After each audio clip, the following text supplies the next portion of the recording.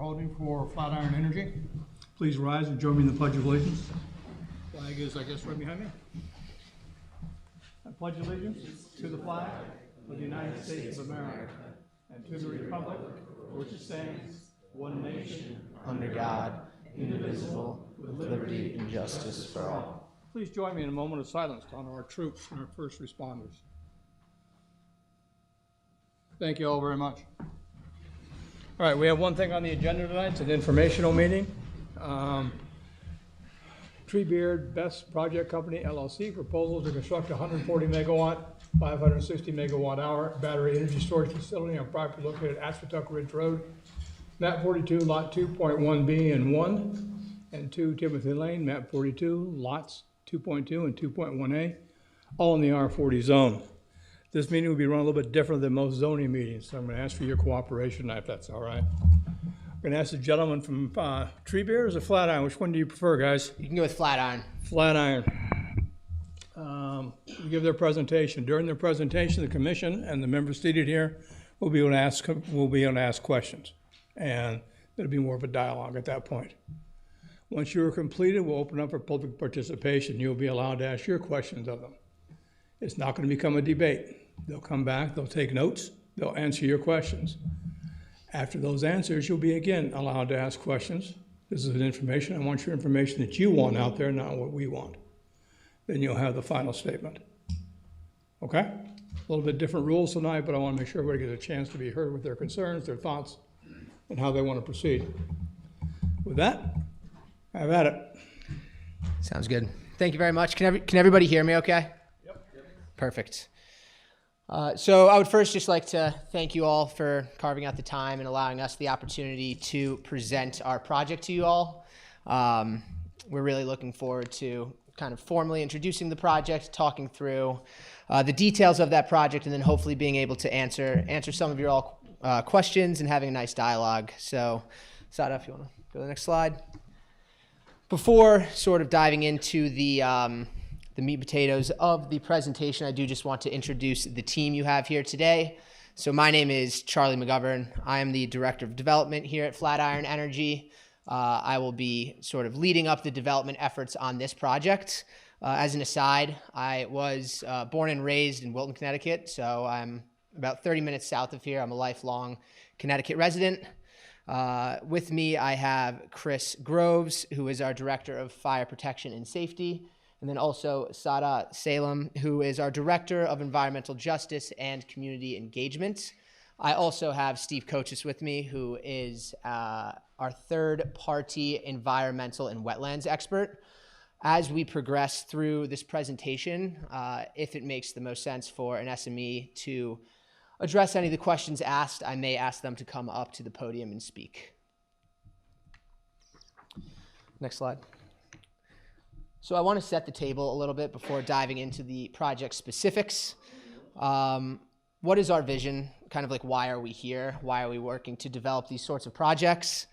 First, I want to kind of speak through the problem at hand. It's kind of twofold. So within our sort of energy big picture in the United States, there is a problem with increasing volatility and with that decreasing reliability. What do I mean by increasing volatility? At this point in time in the United States, there is significant load growth that is occurring, unlike anything that we have seen in our time in the United States since its electrification.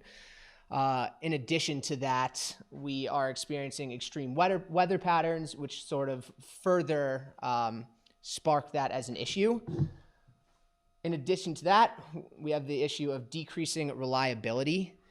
What I mean by that is our energy infrastructure is very much so aging. In order to keep up with the load growth that I alluded to earlier, we do need to very much so update that energy infrastructure in order to keep up with that load. If we are unable to do so, we run the risk of rolling brownouts, rolling blackouts, and it does pose a real problem to the electricity consumer. Let me ask a question then. Clarification. Yeah. What's the projected load growth for this part of Connecticut and for Connecticut in general, and then for the United States in general over the next 10 years? That's a great question. I do not have that specific load growth number with me right now. I'd be happy to take a note and then get that back to you We're going post to this ask you, there'll hearing. probably be a lot of questions you may have to take notes on at this meeting. We're going to ask you to take those notes, and if so, and we may have some that we've also written down. I have some, somebody else, other people do. We'll give them to you. We'd appreciate written responses so we can incorporate that into the zoning report that we have out of this meeting. Absolutely, happy to. So, thank you. Yes. By the way, on the low growth, not just Connecticut, ISO New England, which is, Yes. I know you've mentioned that, I'm very familiar with it, but also through the United States. Yeah, happy to sort of segment that down for you, Thank give you. you the big picture. Thanks. Absolutely. So the solution, where do we sort of step in and help with that solution? This country will need more energy in order to sort of contrast those issues that I laid out. That sort of situation is even further inflated in a population dense region like New England. So what these battery energy storage systems are able to do is essentially act as pretty much a part of the grid by providing capacity services. And with that, it enables greater energy generation to come online more adequately. So what is our mission within that? Our mission is to reduce emissions that contribute to climate change and environmental injustice through the development of these utility scale battery energy storage systems. Next slide. So a little bit about the team at large here and kind of our experience and what we're doing as a company.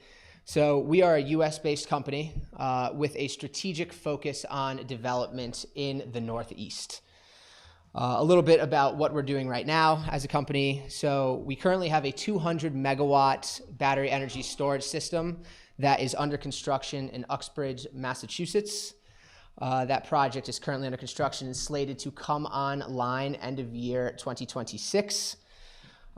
When sort of looking back on the experience of the team as a whole, we have a track record of building over 20 operational utility scale battery energy storage systems. Those projects have all been developed and are now operating safely and incident free. We have a very deep understanding and expertise in this technology type.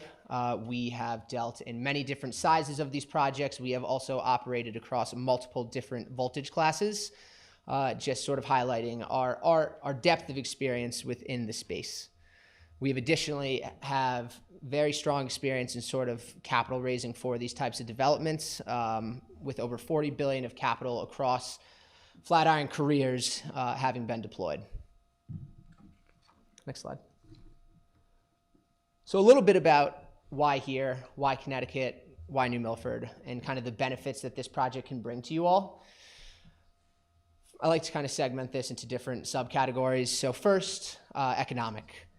This will act as a new source of tax revenue and increase the tax base for the ratepayers. We have already had some preliminary conversations on an interest with the mayor and his staff about a potential tax stabilization agreement as well, should that be beneficial and interesting to the town.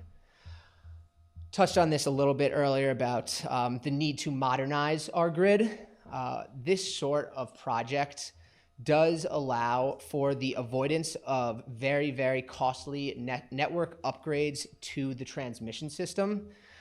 Very often those network upgrades, modernizing sort of these transmission technologies that we all depend on, is costly to the ratepayer and can get passed through to the ratepayer. In this situation, the project developer will pay all costs to interconnect into the grid. Are there any upgrades to the grid? I mean, you said that you have aging infrastructure. I read in your proposal it's a 115 kilovolt line. That's a big line. Correct. There's a transmission line running through the property. Do you have to upgrade that line, add lines to that transmission line, or what? Or can it accept it now? I don't know how loaded it is. Yeah, it's a good question. Within our, and I get to this a little bit later in the presentation, but within our interconnection study process with Eversource, we went through like an entire study process, multi-phase, to identify what sort of network upgrades would be triggered in order to have the capability to plug into The transmission system, there are a subset of network upgrades that will be funded by the developer through our sort of like contractual payment obligation. I'm happy to provide you with a breakdown of what those specific upgrades are. There's kind of a list of them. It's not as, to my knowledge, it's not as simple as just like upgrading a singular line. There's points in which like multiple parts that are interconnected do need to be upgraded to allow for this sort of capacity to come online. Okay, that'd be great. Yeah, happy to do it. Okay. Another point, so once this project is sort of under construction, there will be the creation of many construction jobs, temporary construction jobs. During that construction phase, all of these folks will be shopping at your local centers, eating at your local restaurants, living in your local lodging options. There will be a strong boost during that time to the local economy. In addition to that, as a company, we really like to focus on tailoring these sorts of local partnerships with the towns that we are operating in via host community agreements. We like to leave that very much so open-ended with the town. Whatever your community is needing to feel well equipped to host this project, we will work with you. My colleague Sada is sort of the point person for that within our company. So if there are questions on that, I'm sure Sada would be more than willing to kind of walk you through our perspective on that and how we like to go about that with the towns. So second subcategory here, resiliency. And I touched on this a little bit in my earlier slide, but with this sort of capacity resource coming online, it significantly lowers the likelihood of blackouts and brownouts by lessening the strain on the local distribution system, which obviously is critical in a stage where load growth is so rampant. From an environmental perspective, this is a zero emission capacity use, which is obviously very attractive. This also enables greater renewable energy grid penetration and energy penetration at large to come onto the grid. And it does sort of take the place of a dirtier capacity resource, which would be like a natural gas peaker plant, which obviously does have an emission profile. I guess one question I have, and I apologize for asking so many questions, but you're getting into a lot of what I had already. You mentioned it's at zero emissions during the generation phase. When have you compared it to the lifetime from cradle to grave against a coal-fired and gas-fired plant? Because mining lithium and refining it is very costly. I don't remember if it's 10 to 1 or 100 to 1 to get usable lithium out of whatever you mine. It's a big number. A lot of energy is used. So while it may be green at the end, it's not green to develop it. So my question is, have you compared them? It's a great question. From like a soup to nuts analysis, I do not think I have that resource with me right now, but I, again, would be happy to take pen on that homework assignment and sort of work to provide you. And that was a few years ago. Yeah, happy to do the homework on it. Okay, thank you. So last but certainly not least, and it kind of goes hand in hand with that host community agreement piece. When we enter into a community like New Milford's, we like to stress this sort of engagement, but also the educational piece. We've already had some really good conversations with the local fire department about how we would like to come into the community and educate on the safety element of this project and the underlying technology. But with that also, we'd be more than happy to work with the community at large to educate on the technology. We would like to work with you all to understand how you would best like to see that piece sort of formulated. And going forward, we hope there is good engagement on that level. Next slide, please. Alrighty, so prior to diving into more of like a site design walkthrough, I do just want to hit on a couple key cogs of the overarching design intent here. So as was mentioned at the introduction, this is a 140 megawatt 4-hour battery energy storage system. As we are scheduled right now, the anticipated completion of development would come late Q2, early Q3 of 2028. With respect to the technologies utilized on this site, I will caveat with the fact that this is very much so in its preliminary stage. That's why we are talking to you all. We're dealing with the Connecticut Siting Council as well. So the layout and the technologies utilized are iterative in nature at this stage in the development. But one thing that will always within Flatiron's development stay steadfast, at least right now, is the use of lithium iron phosphate battery cells. We are a safety first company. These are by and large the most researched and thoroughly vetted underlying battery chemistry that is commercially available. And so it is the only battery chemistry that we will consider at this time. The interconnection type, it's been discussed a bit, but it'll interconnect at the 115 kV voltage class via a line tap. So there's existing 115 kV overhead lines that sort of bisect the controlled area up in yellow there. We would basically just be line tapping directly via a Gentie line stemming from our project, which you'll see on the next slide, directly into those existing lines. Site characteristics, while we may control roughly 100 acres total via options right now, the total sort of developable footprint of the site itself will really only be about 10 acres. This is, as mentioned, zoned R40, and our design intent would be to avoid any sort of environmental constraint that we have surveyed for on site. Can you explain why only 10 are developable? Yeah, so it's not that only 10 are physically developable, Yeah. although sort of the big boot shape is obviously riddled with a good deal of wetlands. It's really just a dense technology. That's for this sort of size of a project, that is the total footprint we will need in order to get the required electrical equipment as well as everything else such as like internal roadways developed. But you could place these in other areas. It's, like I said, we have run a tremendous amount of survey work up the boot shape there. And within this design intent, we fully would like to avoid stepping on the toes of any sort of environmental impact. This is riddled with wetlands, and we do avoid that and have a very sturdy setback from those wetlands within our design intent. So is that a yes or no? You can't put any other units on any of the other property, or you can? As we have surveyed it, this is the best place to lay our battery. For the current one, but can you add a second one? Oh, you're saying to like augment down the line? Yeah. Understood.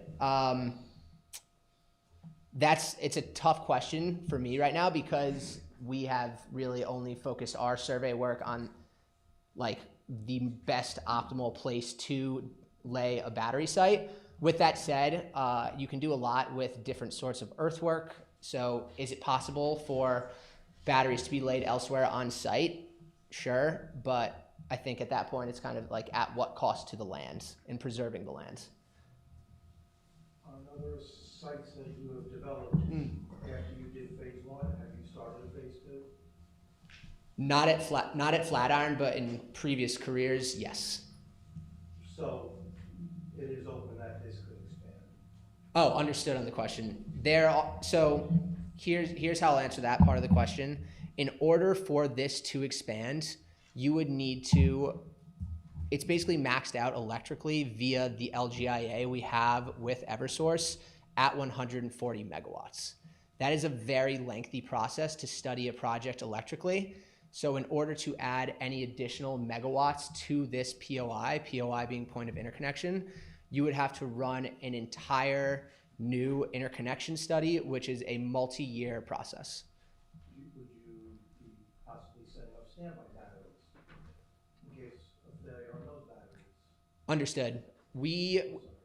And you'll see it in the next site, or in the next slide, we have already laid out an augmentation like practice here. So all of the batteries that you will see laid out account for the initial batteries and then the augmentation batteries, which are, like you said, basically laid down due to depreciation and performance over time. So that would fall within the disturbed footprint that we already have. But would you set up standby batteries? So, In other words, you have your battery strings. correct. Would you, on the other land there, set up a whole set of standby batteries in case you need them? Understood. No, there would be no storage of additional batteries anywhere outside of the like 10-ish acre development footprint. Good. Cool. Alrighty. So one thing I do want to hit on within this slide is the project timeline. I want to lay out not only what has been done to date, but also kind of place us where we are right now within that project timeline. So we've talked a good deal now about the interconnection process and sort of that study process. We have been studying the electrical feasibility of this project for, like I said, it takes a long time, since 2022.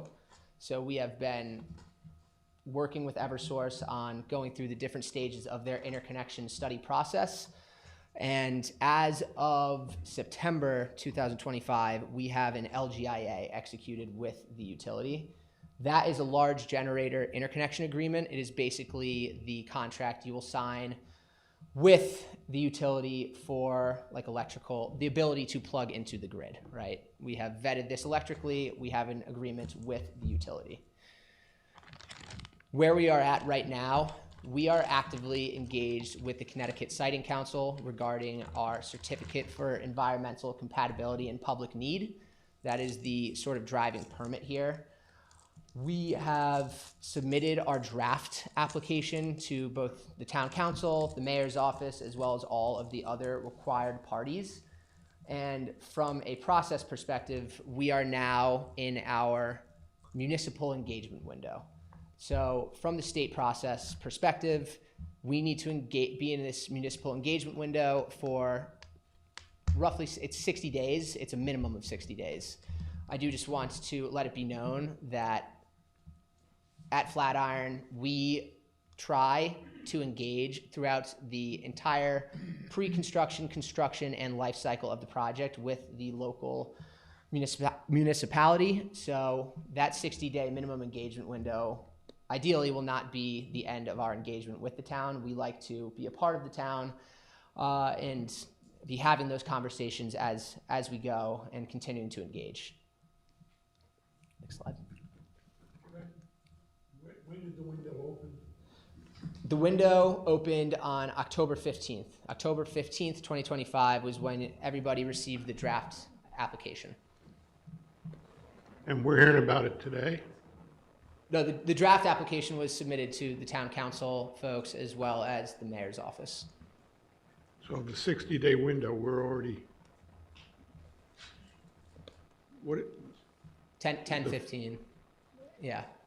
So this is like the 50th day of a 60-day window, and we're having a meeting today. Correct. I will let it be known there have been additional conversations that have been had. On 10/31, we had a meeting with the mayor's office and his staff. We have had a number of conversations with Jim Furlow, who is the wetlands enforcement officer. And then we have had, I believe, 2 calls to date with the fire department on engagement there. So we are willing to have as many conversations with whoever would like to talk to us as possible beyond that 60-day minimum. We're not viewing it as a minimum. So we are more than willing to have multiple of these. And we've also offered up the ability to have open houses as well, where we would basically, in a less formalized setting, bring a team of subject matter experts, both internal and external, to Flatiron and have an open dialogue with anybody who would like to come and learn more about the project and our process. And I talk about that a little bit later on in the slide, our intent to hopefully schedule that with you all. You mentioned the fire department. What is your fire prevention in that building? You're saying like within the, oh, we're on the next slide, okay. You're saying within like the battery containers themselves?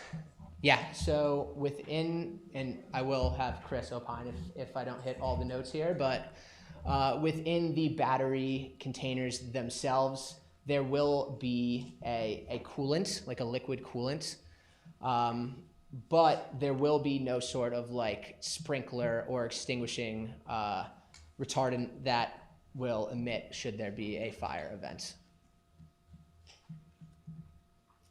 No extinguishing, no FM200 or anything of that source. Correct. And so I didn't realize we're on the next slide, but my intent with this slide is to sort of walk through everything that you're seeing on the slide here and make it be known kind of what everything is doing and why it's there and its critical sort of role within the proposed layout, if that works for everybody. So working sort of west to east here, you're going to see, there you go, apologies. You're going to see a couple of like blue areas to the west and then the southeast. Those are our proposed storm water retention basins. What is driving that is a very thorough grading and drainage plan that we have created. So this doesn't show the grading and drainage plan, but we do have that within, we have a draft plan within the application that you all had received. And if there are any questions on the grading and drainage plan and approach, Steve with VHB would be more than happy to kind of walk you guys through that as we go. Continuing along, you're going to see sort of that square shape and then the rectangular shape.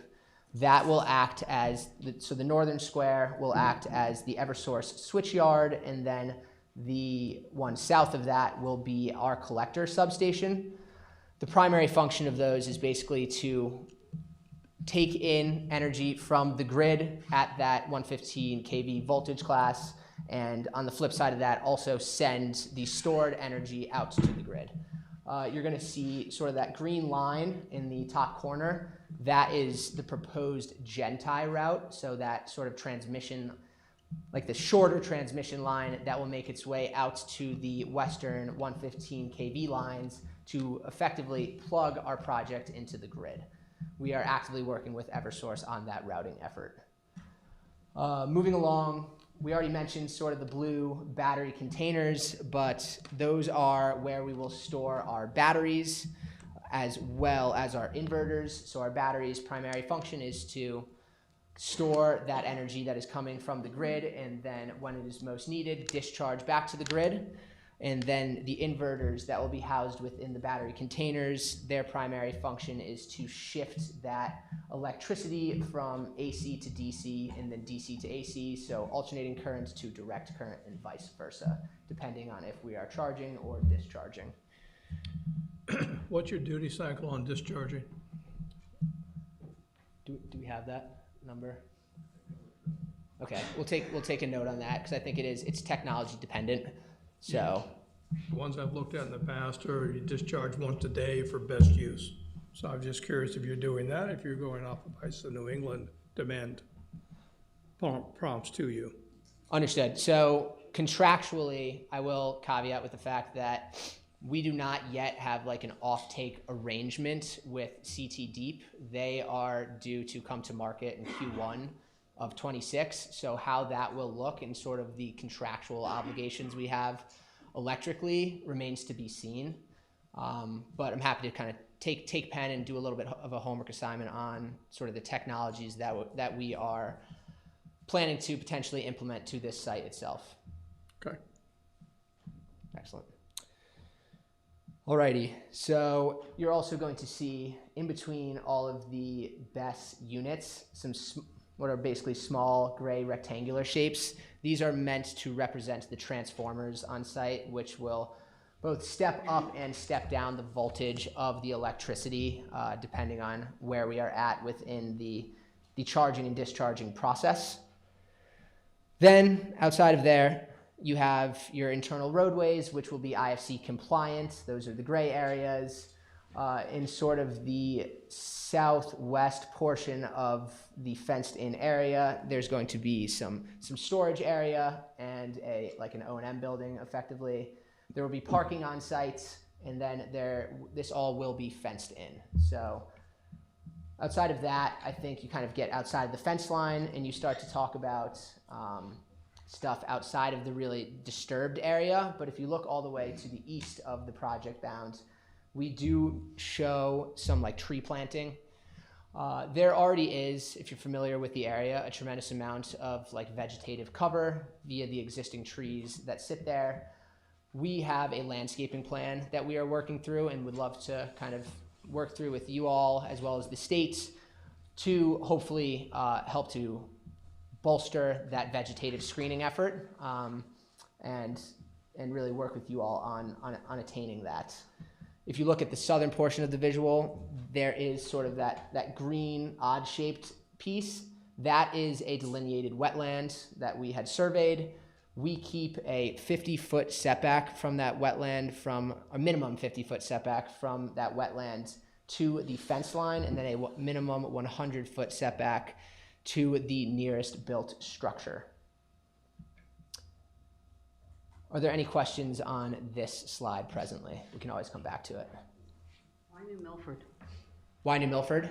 Yeah, it's a great question. I think what really drove this from the start was the very attractive interconnection thesis.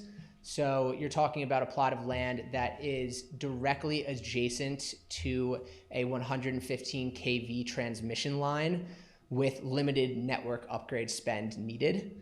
So a lot of times when you're vetting one of these projects, it'll look like a really good place to just develop a battery project, but you start to test the feasibility of different parts of the project, and for one reason or the other, it'll fall out of competitiveness. So you could test the feasibility of the electrical piece of one of these projects, and you could be on the hook for hundreds of millions of dollars of network upgrades.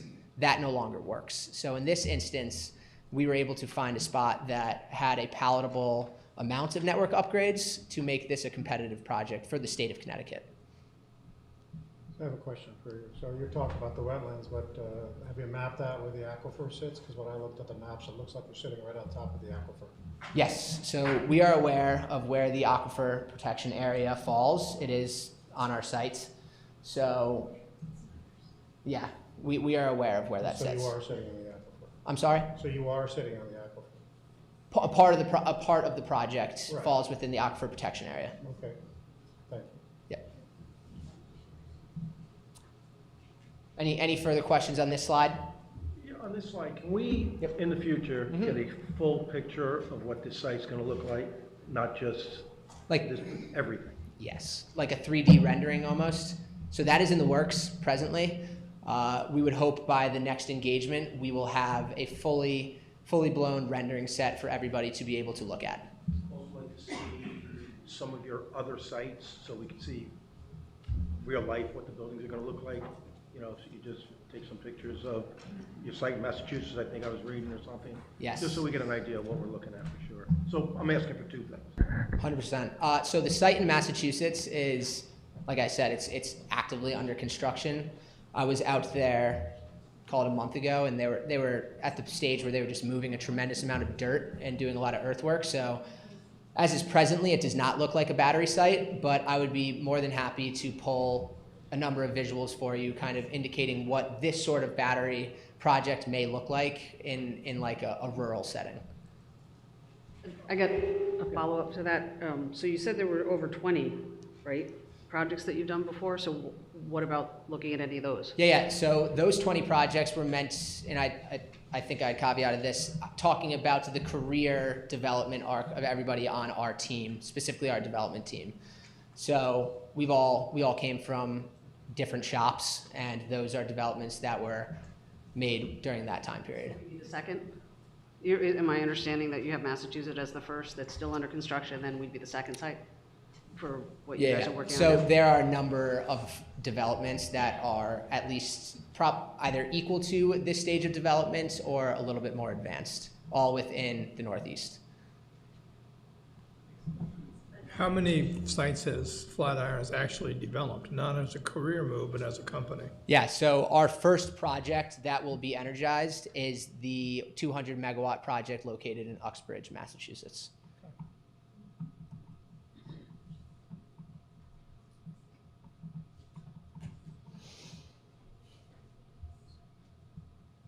Any further questions on this slide?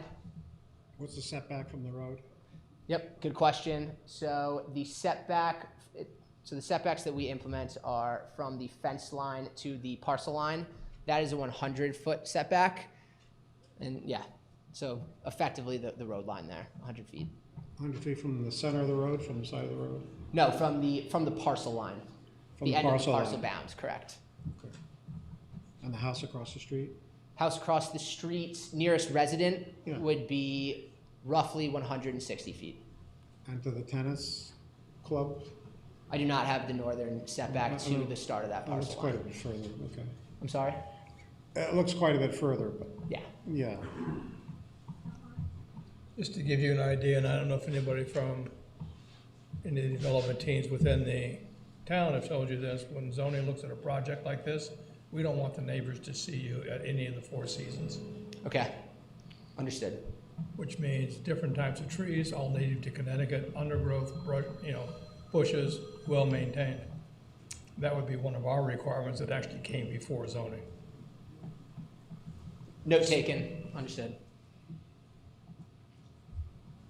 You own this property, leasing it, renting it? Yeah, so we currently have the property under option, so we've not triggered those options yet, but the final real estate strategy would be to own the property. Talk about noise? Noise? Yeah. Yeah, I'm happy to. So CT Deep has basically these state guidance from basically you have an emitter class and then a receptor class. So their guidance on decibel range is based on those classifications. So in our instance, we would be a Class C industrial emitter, and the nearest receptor would be a Class A residential receptor. So there are guidelines on what that decibel range would need to be, and we fully intend to comply with those So guidelines. if you're 150 feet, if you're the neighbor and you're 150 feet away, what are they gonna hear? It really, I think right now, it fully depends on how we lay out the site and how our noise studies go and the different sort of mitigative actions that we can take. Can you estimate? In what sort of unit? 70 decibels, 90 decibels? Yeah, What's it I'm gonna happy be? to. I do have a number here. So the thresholds is sort of based on like daytime and nighttime thresholds. So with these receptor classes, it would basically be 61 decibels during the daytime and then 51 decibels during the nighttime. To the house, Correct. 150 feet. Correct. So a quiet air conditioning. I'm sorry? So roughly a quiet air conditioning. But the hum will be there constantly. Okay. Yep. About your noise study that I read in the back of one of the appendices of your draft proposal indicated that the duty cycle of the fans of each of those units is a big deal of meeting those noise requirements. Yeah, I think the nighttime was 30% duty cycle on those fans, daytime was 50%, if I remember the numbers correctly. And you barely made those numbers. How are you going to ensure that you maintain those duty cycles to make the noise levels, and how are you going to measure the consistency? It's a great question. I'm going to answer it kind of twofold here. One, I will just caveat that is a preliminary noise study. We are continuing to sort of work through that noise study work with our consultants. But you raise a great question about the duty fan cycle. The way we will do it is we will work with the OEM, so basically the original equipment manufacturer, on setting a limitation based on the noise study for that duty fan cycle. So it's not like it'll be subject to like human error, where on a given day, if the technology is set a specific way, you can go above that and be out of compliance. You will be technologically limited to a certain duty fan cycle. Will you be using any noise isolation systems around these battery containers? It's a good question.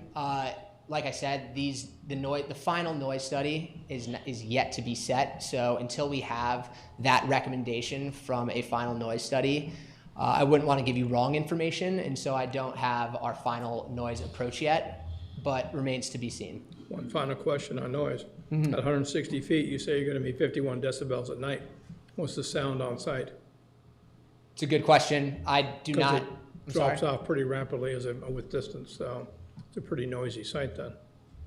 Yeah, we will take a note on that and try to provide you with a range of how that decibel level dissipates with space, if that works for you. Yeah. Happy to try to provide you. You guys are talking about a lot of experience. You should know these numbers already. I mean, you can give us a rough estimation based on other things that you've built on the noise levels. I don't know why you have to look at this one. Yeah, so like I said, it's not a number that is set in stone for a certain technology, right? We were just talking about how there's multiple levels of duty fan cycle. So like those percentages will swing the decibel level severely. And then it swings across different technologies as well. So I wish it was as simple as there's one level for each type of battery.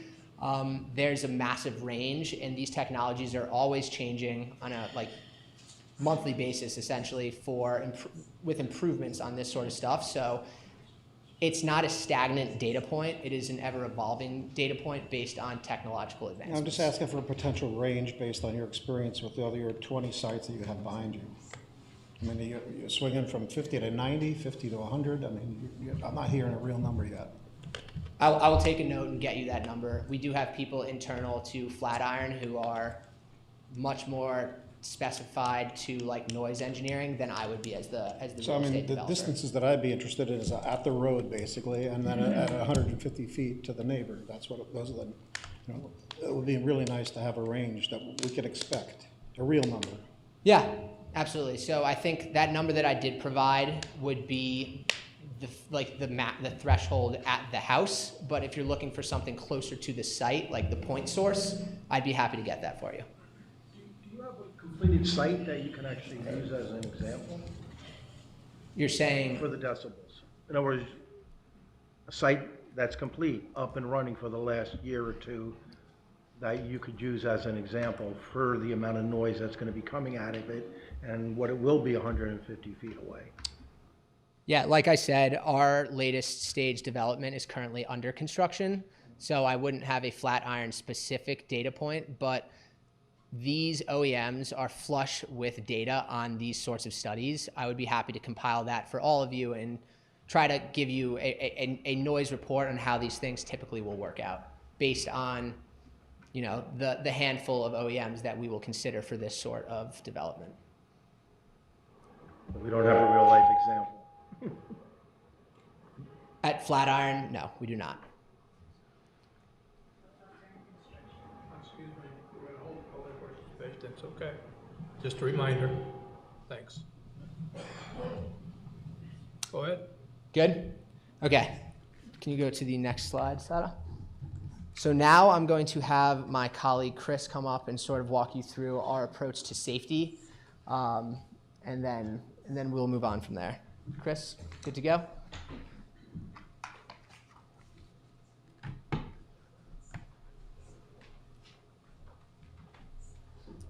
Hey, thank you for having us. My name is Chris Groves. I'm a director of fire protection and safety.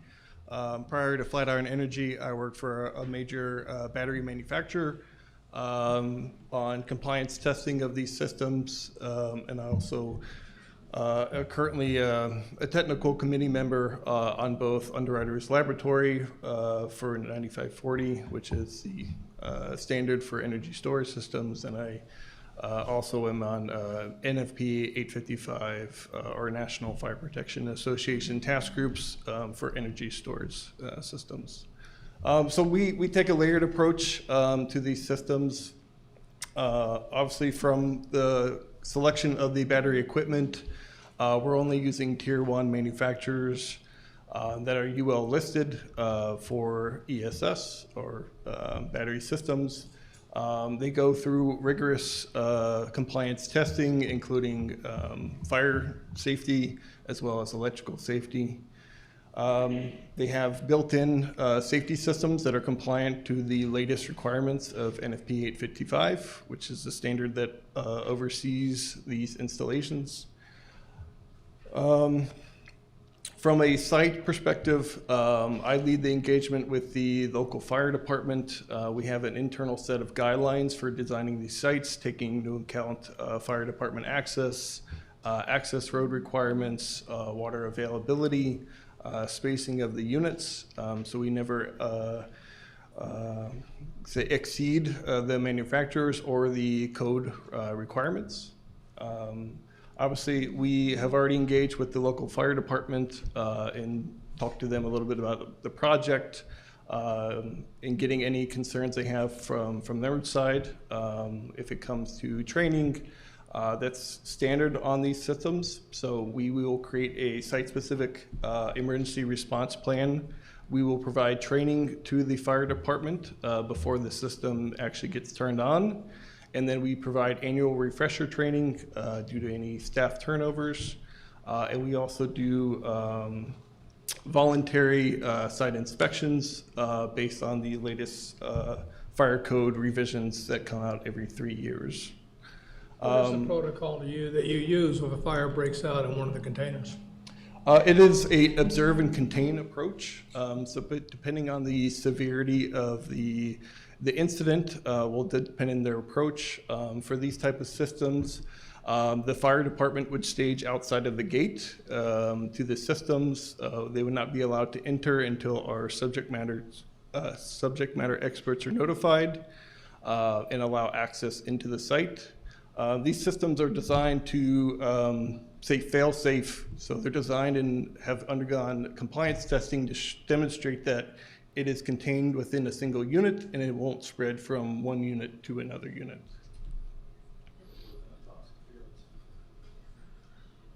Again, we'll have a subject matter expert 24/7 available for the fire department. They will be dispatched to the site if the incident requires it.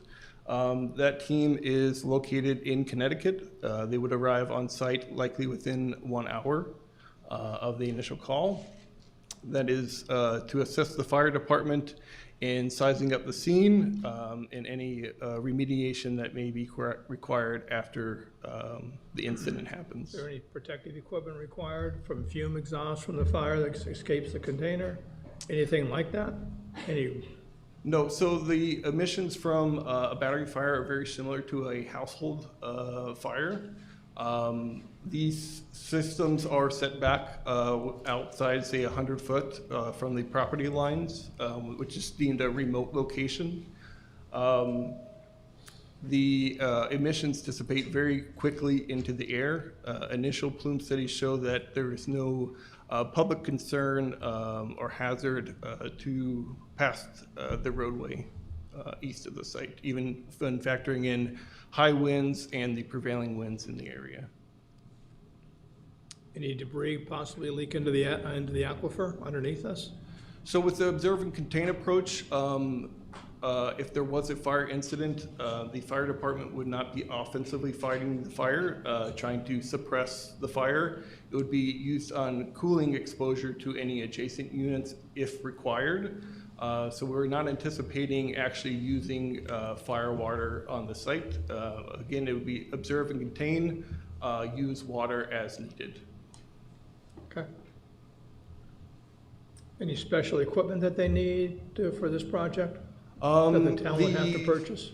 Yeah, so the chief did indicate that he would like some equipment for their teams. That will be captured in our host community agreement.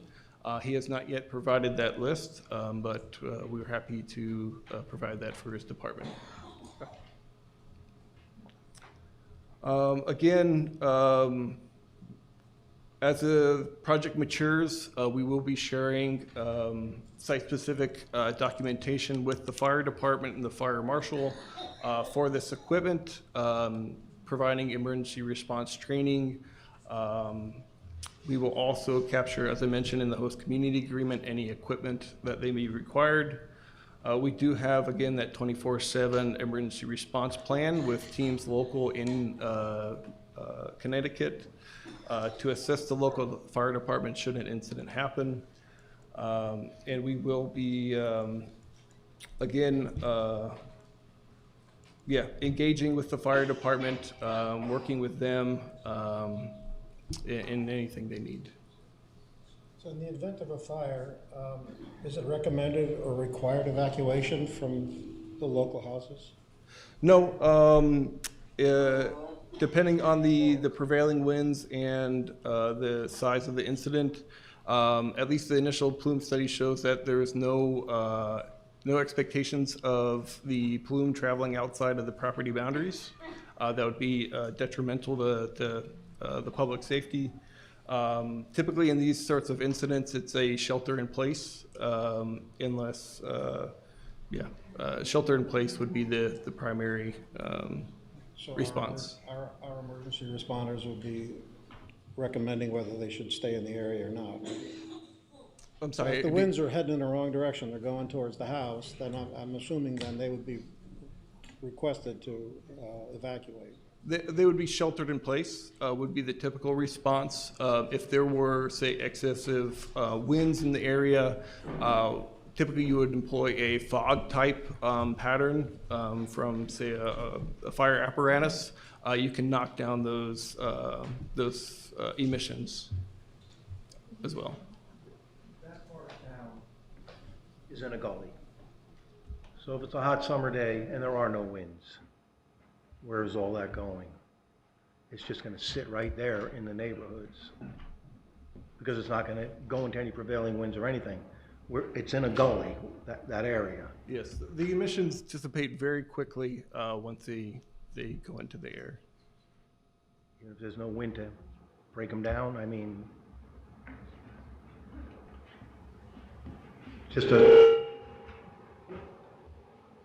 I'm just saying, if there's a fire and there's no wind, it's just gonna all sit there. I can't see how it's just gonna break up. So there is hydraulic ventilation that could also be utilized if the fire department wanted to, say, move emissions around on site or prevent it from going outside of the property boundaries. And your company has people 24/7 to answer any call. Yeah, so we employ a group of battery experts. They are subject matter experts. They're typically firefighters that are off duty. They will respond 24/7 to any incident response.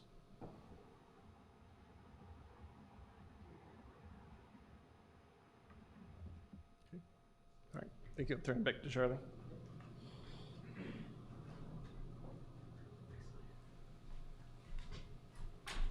Okay, so that does conclude sort of the majority of our presentation here. I know when you had laid out the structuring of how we will go about this, you had mentioned there would be like a closing statement. I don't know if you would like us to hold this slide as a part of that closing statement, and then we move into kind of the question format here, given this is like more of a next step slide. Before you go on to the audience, I guess, I'm not sure when they're gonna do that. You're in a 100-year flood. I'm assuming that these are built above, a few feet above the potential flood stage? Yeah, correct. We are aware of the 100-foot flood zone that we are in. Our drainage plan takes into account that sort of event and makes it so that should there be an event of that nature, we have proper drainage. So you are correct. So the batteries are above the flood plain or not? The 100-year flood level? I can easily have, Steve, would you like to speak to this? So you can walk them through the drainage plan? Yeah. No, I'll just address the question. So Steve Coaches, licensed professional engineer in Connecticut with VHB.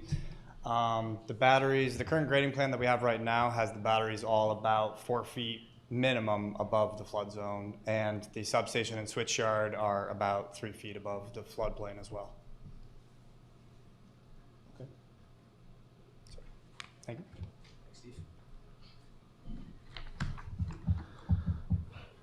What happens in 10 years if your company fails and closes?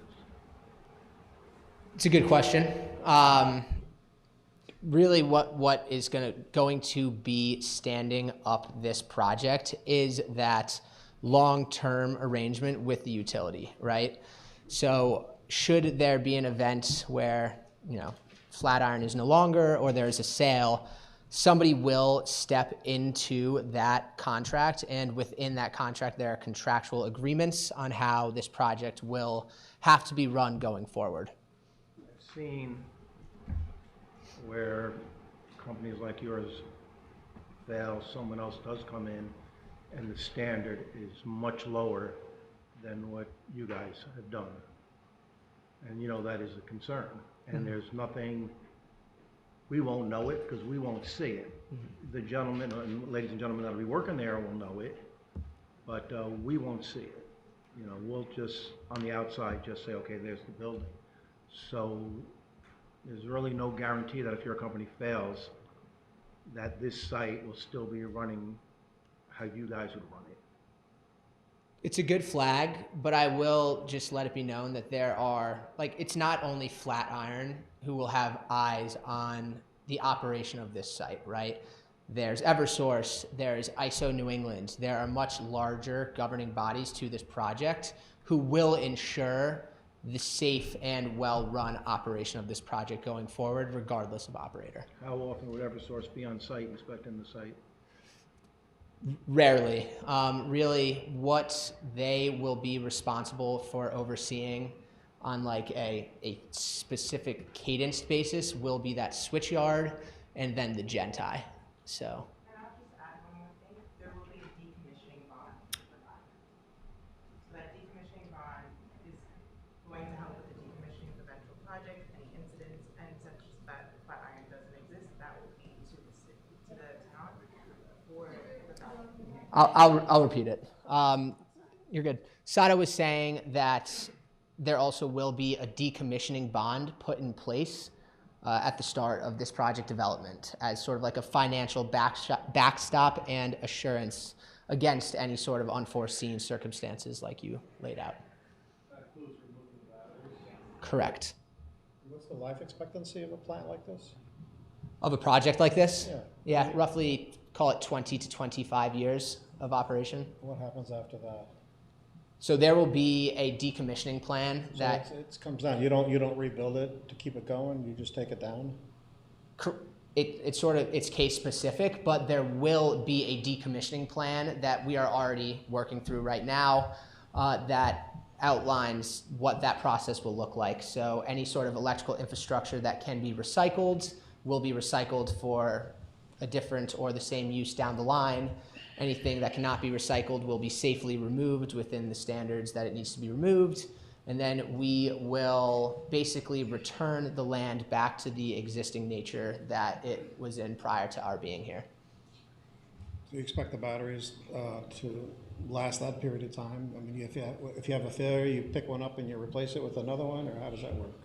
Yeah, so the way we go about that process is we basically have, from the offset, an augmentation plan based on the expected degradation of those batteries over the basically life cycle of the project. So when you look at not sort of the viewer-friendly site layout that we popped up on the screen, you will see that we differentiate between original batteries that will be on site, and this is all within the gated area that I flashed on the screen, and then augmentation batteries as well, which are for that exact use that you laid out.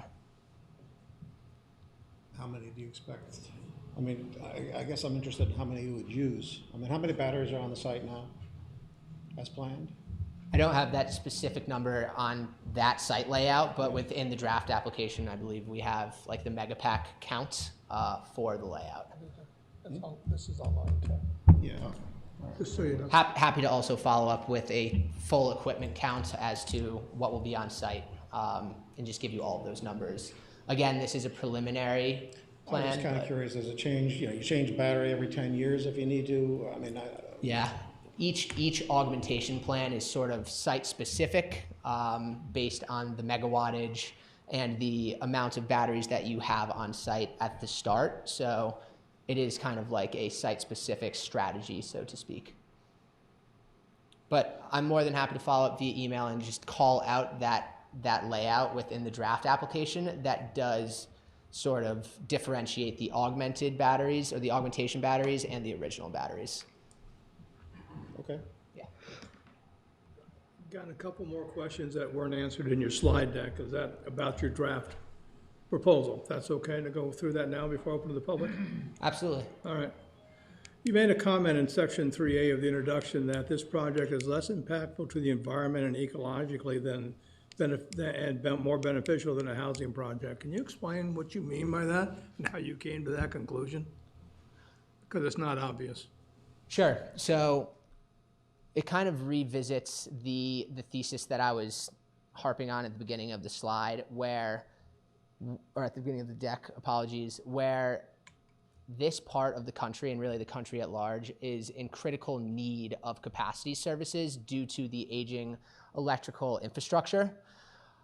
The ability for us to interconnect into the grid at this point and provide such a service to really like the local distribution system, it's huge for the local resiliency of this community. It enables basically this group to have much greater safety in the fact that when you go to flip the light switch on or turn the heat on or turn the air conditioning on, wherever this distribution system is, there's a much lower likelihood of that being endangered. So I think that's sort of the driver for why we think this is so important to the local community.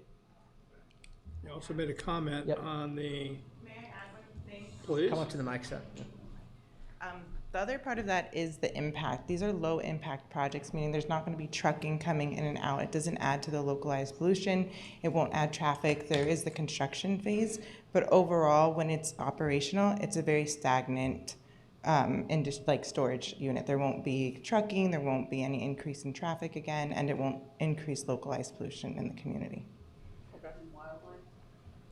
Wildlife? I far can't as speak it- to that, but I'll pass it back to Yeah, absolutely. It's a great question. We have been working actively with NDDB, so the Natural Diversity Database at the state level, to understand should there be any sort of state listed or federally listed species that could potentially be on this site post our survey work. What would be the best management practice to ensure that they are not displaced, that there is no sort of jeopardization to their well-being? So we have been very proactive in our communications with the state on that matter. The draft application also states that the proposed project falls within the intensity uses as allowed within via special permit in the R40 zone. The R4R zoning regulations are very specific about what's allowed in a zone and what is not. Power plants, utilities are not allowed in an R40 zone.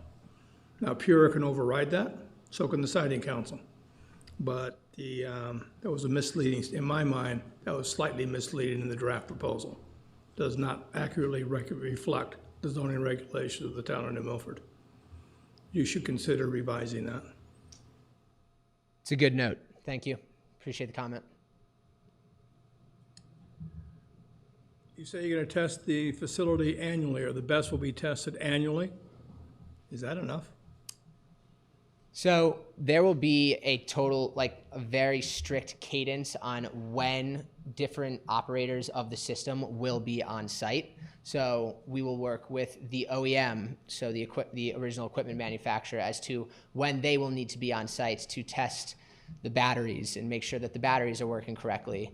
We will have like an operations and maintenance professional, one or two of them, whose really sole job is to ensure that all parts of the battery project are working correctly. So this will not get touched on just an annual basis, but throughout on multiple different annual cycles based on all of the different parts of the project. Process monitored remotely for safety, for basically health Yeah, of the so- battery systems? Great question. There will be a remote control center from which the project will be watched and monitored on a 24/7, 365 basis.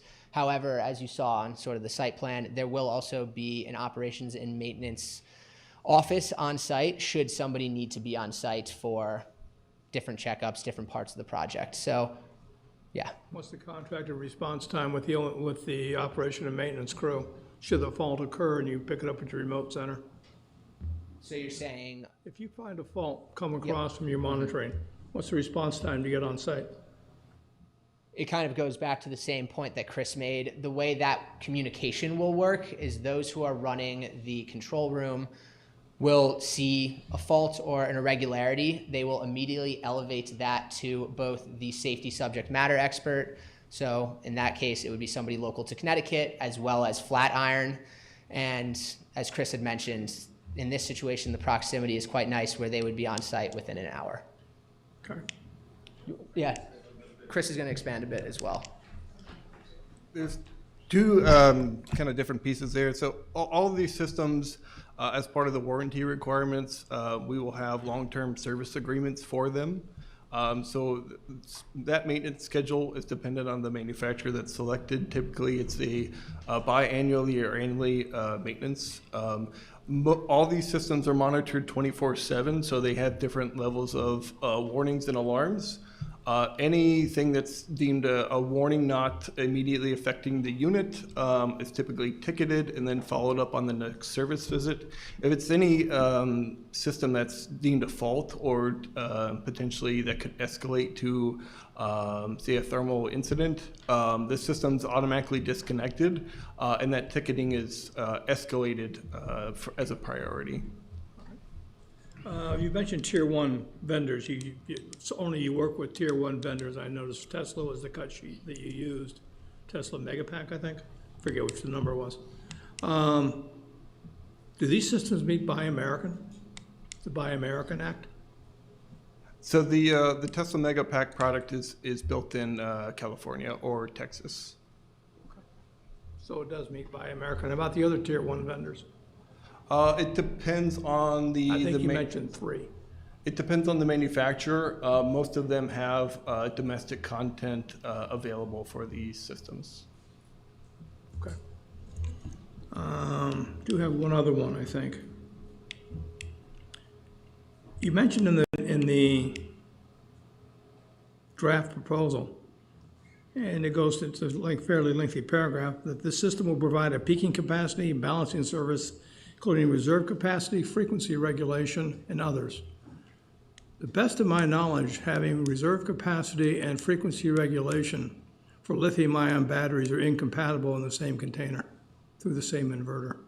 Is that still true? It was 2 years ago.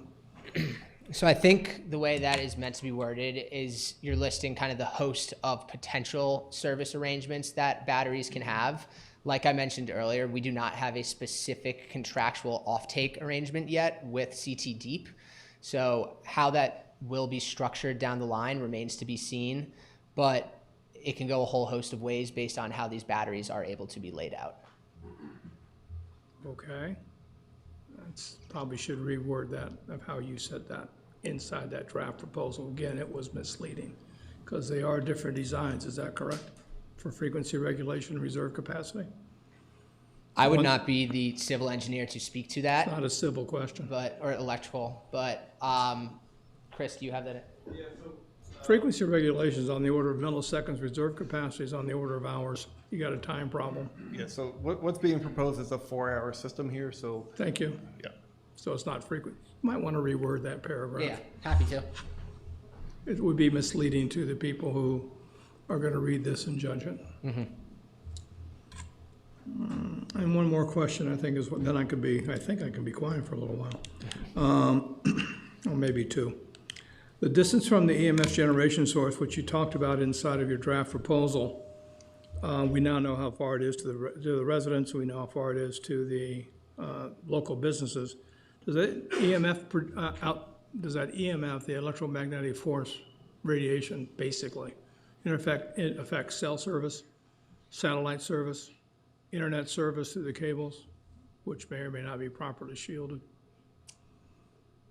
Yep, so the EMF levels at a battery site are akin to that of what you would have within your household. So there is no sort of higher level. All right. Mm-hmm. So it drops off with distance too, if I remember correctly, or it should. Yes. Go ahead. Might be a stupid question, but, so this is a 10-acre parcel of batteries as opposed to like a 2-acre with a house on it. So it's still the same? Correct.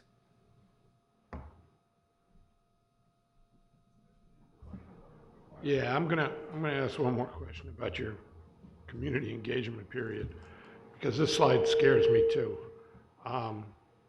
Your next upcoming event is in January.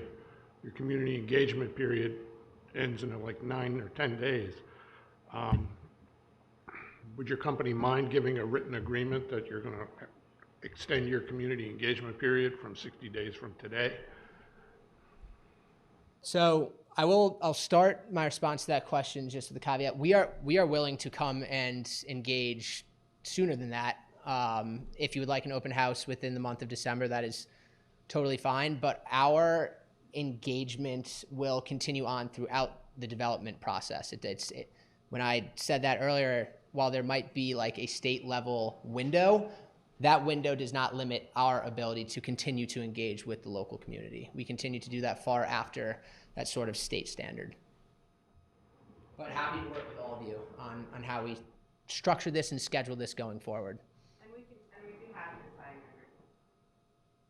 Thank you.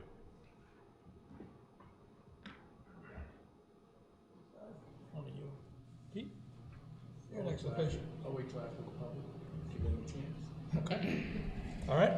We open up to the public now. I don't know how many want to speak. You can have a seat. You're not going to answer the questions right now, but you're going to take notes and answer them in a couple minutes. Understood. So I go by whose hand I see first, guys, and that's not the best, but it's the best I can do. So anybody want to comment for or against? Gentleman in the back with the Yankees hat. Oh, no, you get to come on up. Come on. Sorry. You get to introduce yourself, too. Sorry. Lit up at night? Huh? Is it gonna be lit up at night? Or is there gonna be lights on Okay. 24/7? I live right there. Okay, we'll get that answer for you. Okay? Lambert. First name? Gary. Just to repeat that, I'm sorry, that was about the potential light pollution for the site? I'm sorry? Light pollution? Is it gonna be lit up 24/7 or is it gonna be dark? Okay, we will get that. Just wanted to make sure I got that. You don't know? No, I'm not on the end. We'll launch in a moment. Okay, guys, I don't want this to become a debate. Ask the questions, we'll get them answered. I've been doing this a while, and I can see the debates coming in a heartbeat. Okay, ma'am, I'm sorry, sir, there's a lady right behind you in the red jacket. No. Nope, her. You stood up, raise your hand, yeah, you. Come on up. Thank you. Less directed at Flatiron, but at you guys. This is a very, I'm Robin Mann. This is a very sophisticated type of project with lots of hidden impacts to our community that are both positive and negative. I actually highly recommend that we get our own independent evaluation done for those impacts before we make any decisions to move forward. And we pay for that, and we do it properly with professional input. That's my Understood, but I want to make it very clear. We have had these informational meetings across the years for things that are beyond the control of the zoning commission. They include cell towers, we have no input on, other than a community saying, I don't think so.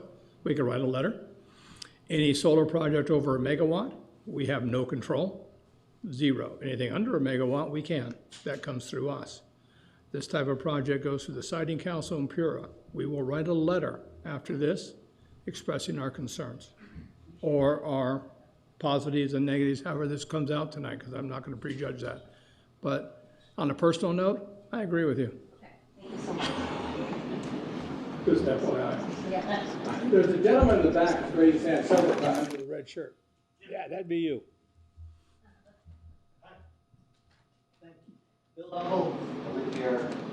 Just for the record, a few things that are clear tonight is we've only been around a short time. Oh, yeah. There's microphones up here at the podium. You bet. You can be heard this way. Thank you. Yeah, I was just going to say, for the record, few things came out very clearly tonight. What came out very clearly is We're going to speak up here. I don't think you have one actively running plant right now. You don't really have a lot of experience. You don't have many answers. If we do have an ability to push, I say we push as hard as we can. It's an untested technology. Just look at Warwick, New York, where they had a fire with these highly rated, terrible batteries. I'm sure you wouldn't want it in your towns, so I really don't want it in mine. That's it. Thank you. Thank you. I saw other hands, so, ma'am, right there, the brown, yeah, come on up. You can use the microphone too.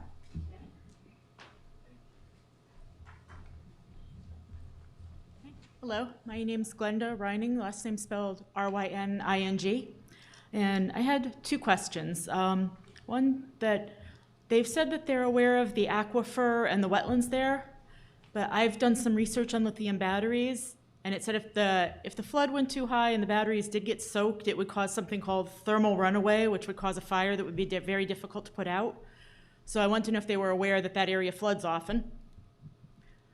And then my second question is, since we have an all-volunteer fire department and they're intending to stay that way, would this company be willing to provide additional fire resources? Thank you, we'll get that answer for you. Other questions and comments? Everybody, come on. Ma'am in the front row, please.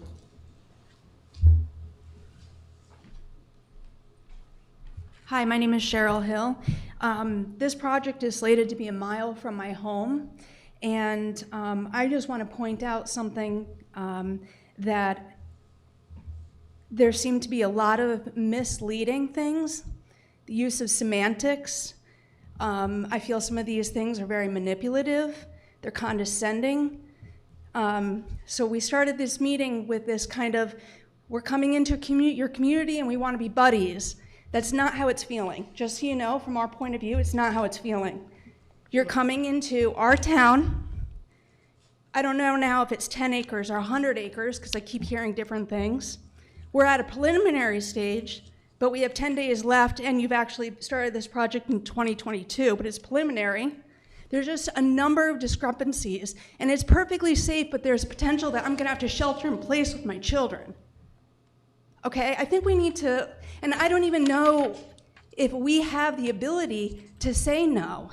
I mean, we can say no, but does it mean anything? Is that something that we have any influence here? Or like you said, does that go to siting, and how much influence do we have here? We have taken our concerns to siting council before and had hearings in front of them before. Okay. On a 20 megawatt solar project that was never built. Okay.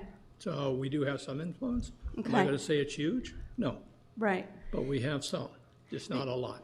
Okay. The environmental injustice that we seem to be solving here also doesn't seem consistent with clear-cutting mature trees and, you know, tapping into the electric that we pay for. And by the way, we don't necessarily get any of that electric. The distribution is determined by ISO New England. So we don't necessarily get any of this great technology or resources. It seems to me there's a lot of taking, okay, including potentially our public water aquifer. Thank you.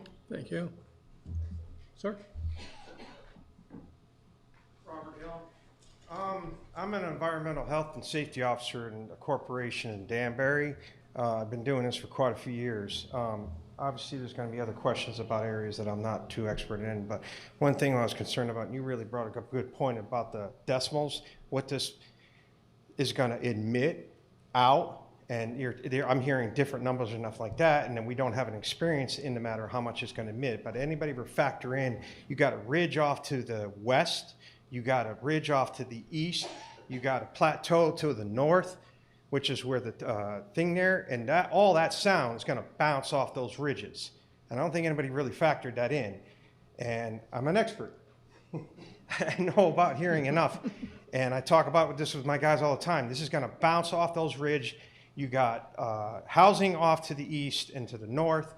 And I don't even know what it's going to be like for them on a daily, what it's going to be the time-weighted average for these, the emissions of these decimals. Like you said, nobody knows what it is, and that's got to be factored in also. Thank you. Thank you. Sir?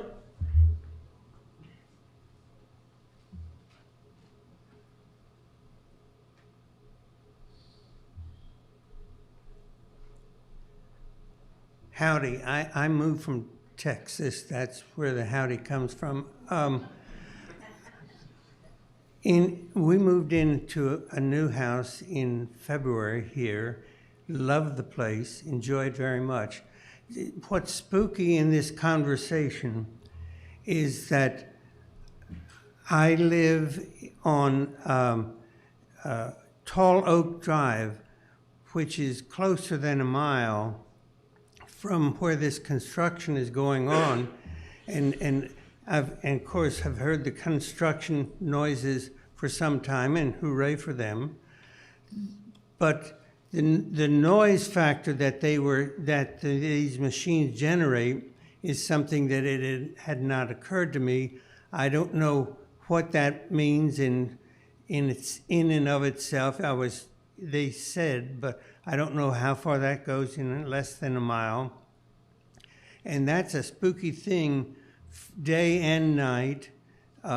All we hear right now are birds and animals, and we enjoy that.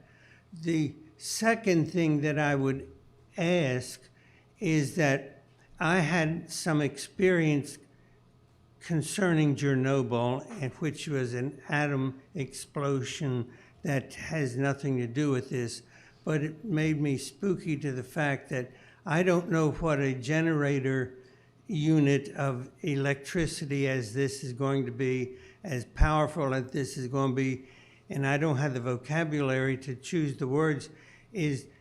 Does that send out some kind of vibration that affects lives? And you know, what does that impact to the area? Because it's a big unit, and there, in my area, there are 21 houses right there, and they will absolutely be impacted, and I'm just interested. Thank you. Sir, can I have your name for the record? Fair enough. Let's see, someone said, that's a good question.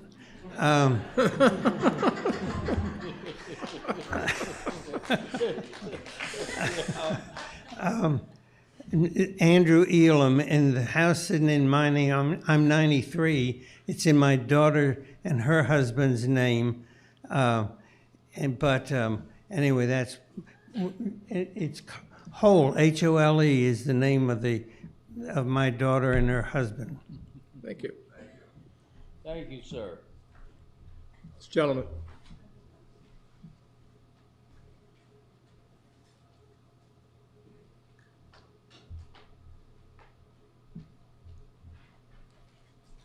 My name is Tom Kapsiak. I'm concerned by what we've been listening to this evening.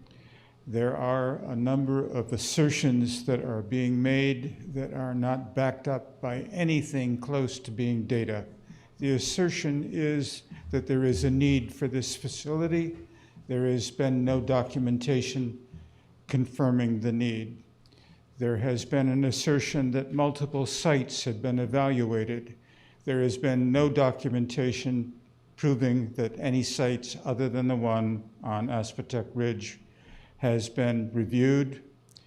The obvious alternative site that would seem to be self-evident is the Eversource substation on Long Mountain Road, which is 115 acres of largely undeveloped property, very remote, isolated from residential development in any meaningful way, unlike the current proposed site, which is in the middle of a residential development that has been in place for a number of years. The other concern is that this proposal is, I'm going to say, loosely formulated. There is nothing close to the information that would be normally provided to any of the land use commissions for review of a project of this magnitude. I understand the jurisdictional issue, and I respect that. But we are being asked to evaluate a proposal that is basically, it's so ambiguous as to really not justify a considered response. And until we see enough information to justify and enable a considered response, my sense is the town has an obligation to say, thank you very much, we'll see you when you get your act together. And I'm sorry to be crude, but this proposal is insulting to the community. Thank you. I see a hand in the back. I can't, trying to figure out who it's attached to.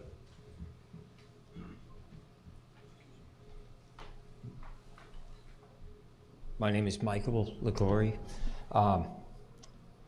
There's no need to repeat any of the comments that came before, but I do want to reiterate every one of those comments is a concern for myself. One of the comments I want to raise is a grave concern for our first responders. I don't think they're going to come out and say that they're concerned for themselves. It's sort of not in their nature. It's quite the opposite. But as a former first responder in another community where I lived before I moved here, the plan is, in the event of a fire, to observe and to stay back. That's what was expressed to the board. But what happens when any fire breaks out, or particularly maybe one of these battery fires, is spread to the vegetation that's next to it, and possible fire that erupts around it. And you're not going to have observation in that situation. You're going to have firefighters who are going to come out to that property. They're going to want to fight that fire. Oftentimes when you're fighting a brush fire or anything outside, you take off your SCBA, which is your face mask, your regulator, and you're going to breathe in the fumes that are coming from that fire. In New York, where I was a volunteer firefighter before moving here, the state adopted legislation regarding requiring all the fire departments to buy a policy of insurance due to cancer that volunteers have been suffering from, which has been shown to have, each of these volunteers have a significant risk of developing cancer, to the extent where the state did in fact make us buy insurance to insure those firefighters. So I want the board to think about that there's a very significant risk in these events when those types of chemicals are in the air. While the advice is to stay back and observe, it's probably not realistic. There will be some need for response, and also dealing with decontamination of our firefighters' gear and equipment after an event. I'm not sure what our decontamination capabilities are in the New Milford Fire Department, but there are very specific needs for dealing with that.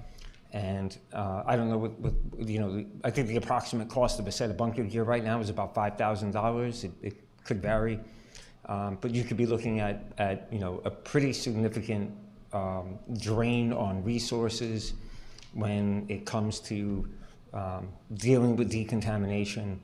And if you have to get rid of numerous sets of gear, that's something that's a town cost. We get a budget from the fire department, it's submitted to the town, we pay that all as a community. And I ask that you guys think about that and raise it as a concern. Yes, ma'am.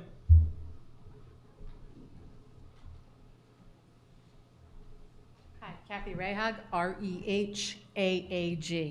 So a couple of times at the beginning of the presentation, you said that lithium batteries are going to be used at this time. Going forward, is there a chance that they're going to change from lithium batteries to something else? Something that could be more harmful to the area? I'm concerned about that. Also, you did say there were other areas in Connecticut that you looked at. Why did you settle on New Milford?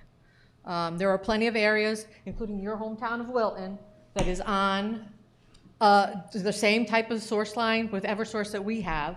Why did you pick New Milford? And lastly, in Uxbridge, what kind of a neighborhood is the facility being built in? Is it a residential area or is it just completely in the middle of nowhere? Because there's a lot of empty space in Uxbridge. So those are my questions to the people. Thank you. Yes, ma'am.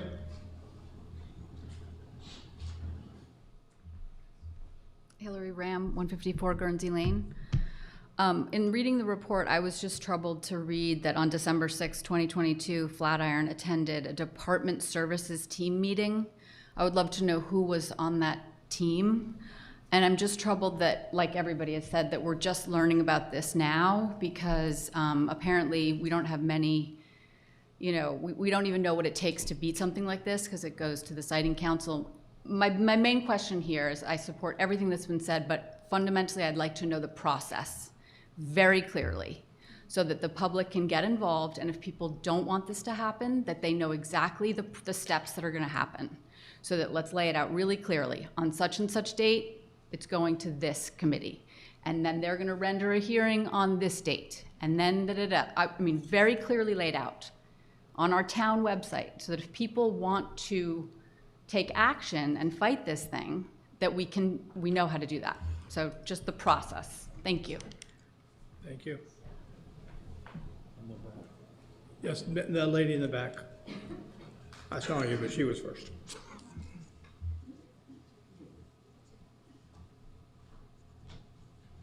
Hi, my name is Annette Morosco, 122 Aspetuck Ridge Road. My sister and I are co-owners of the house my father built 67 years ago, and he just died on February 18th. I have a couple of questions. One question is, what permits are required to do this? And what's the status of each of those permits? I agree with everything that was said here. I'd just like to know who signs off on these things, and again, why are we just finding out about it? My other comment is something was mentioned about the floodplain and the fact that the ground will be, the site will be raised, I believe, 3 feet. And I grew up on this road. I fished the entire West Aspetuck River and caught frogs and played and hiked and all of that. And I've seen plenty of floods down there, and I don't think 3 feet is even close to being adequate to address, oh, hi, Charles, to address what kind of catastrophe this could be. Anybody here can go on their phone and Google the downside of battery storage in residential neighborhoods and see a list as long as your arm about what the potential dangers of this are. And if this were to go into the wetlands, into the West Aspetuck River and into the Housatonic, this could affect people all the way down the Housatonic into Long Island Sound. It doesn't seem necessary. Thank you. Thank you. Gentleman in the front row. I'm Mike Kramer. I just wanted to second your point about the fact that getting a special permit from an R40 zone for an industrial site like this, seems to me that the risks with this go up much more than compared to some kind of a problem at a residential site. And I live about a quarter mile away from the site, and I have the same concerns that have been voiced about, do I shelter in place? Am I evacuating? What am I doing? I think if there was a housing development there, I wouldn't have any of those concerns. So I'd like to see a lot more information about the plume studies or whatever. That was inadequate in the documentation that I saw online. Thank you. Other questions? Sir?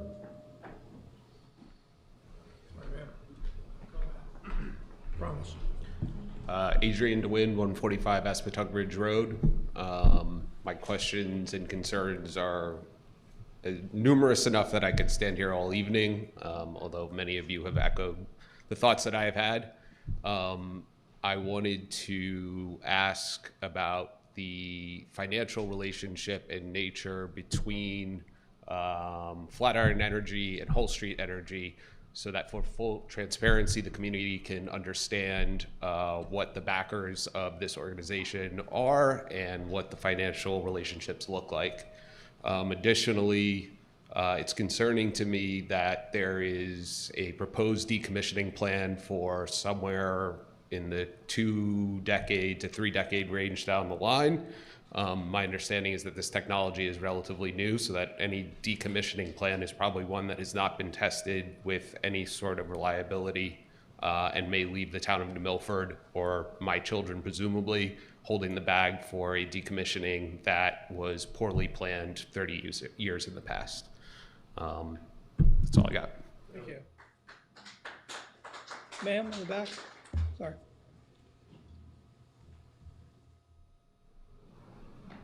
My name's Tim Harkin, and I'll say this doesn't affect me. I'm on the other side of the town. But should this go forward, the people that live near this are going to see their property values go down. If you were next to an undeveloped parcel and all of a sudden there's a 115 kilowatt battery storage facility there, your property value is going to go down. Will the people affected by that get any recompense from anybody? Because most people's not entire, but most of their wealth is in their home. Thank you.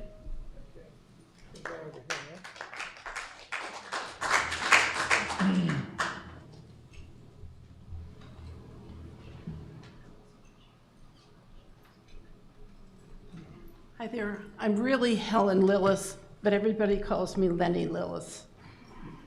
So, and I live on Aspetuck Ridge Road. There is an aquifer in our area. When I was younger, until I was about 30, we had a hand-dug well for our house. Our house is built in 1779, so I know a lot about it. I also was 9 years old in the 55 flood, and I can remember walking down to near Wells Road and looking at all the water, and it was very traumatic for me. That's why I remember. The bridge past my house was also washed out on Aspetuck Road, just past Sand Road. I wanted you to know that also. So it does flood very much. In the 55 flood, it flooded into our backyard. I also want to, excuse me, I lost my place. The West Aspetuck River runs through this Fetlong Valley. And it is the spawning area for different types of trout and other fish, and animals come there and drink. We have 250-pound bears. We had an aggressive one this year that we even spoke to the state biologist that deals with bears. It even attacked the Eversource people that were doing work for you. We happened to talk to one of them. So it was aggressive to them too. Another thing I want to bring up so people know about it. You all know we have a large man-made lake in New Milford. It makes us a very special place. It is pumped up out of the Housatonic River, and it has formed that lake, and we do enjoy it very much. It is held at the top to hold the lake water in is an earthen dam. Just so you know, it's just an earthen dam. And it has leaked at times. According to First Light Power Resources in the Danbury paper, on December 2nd, the elevation of Candlewood Lake was 429.10. I don't exactly know what the figure means, but I'm assuming it's height, but I don't know that. So if during a flood or any high weather or a leak in that dam, we're in a whole different position than any other place. The water coming down out of Candlewood Lake, down through to the Housatonic River, and then out into the valley where I live, it's like a tsunami. And it's going to hit this stuff like you wouldn't believe. The other thing is the Richmond Farm is a property within the transmission lines, and I believe that this project should not be allowed here. Through the siting council or whatever has to be talked to tell them of our situation and what our town has with the Candlewood Lake, to think about us. And I have that paper here if anybody wants it with that elevation. Thank you very much. And thank you for having this meeting so that we could come and talk about it and express our opinions to the siting council also. Thank you. Thank you. Other questions? Sir, come on up.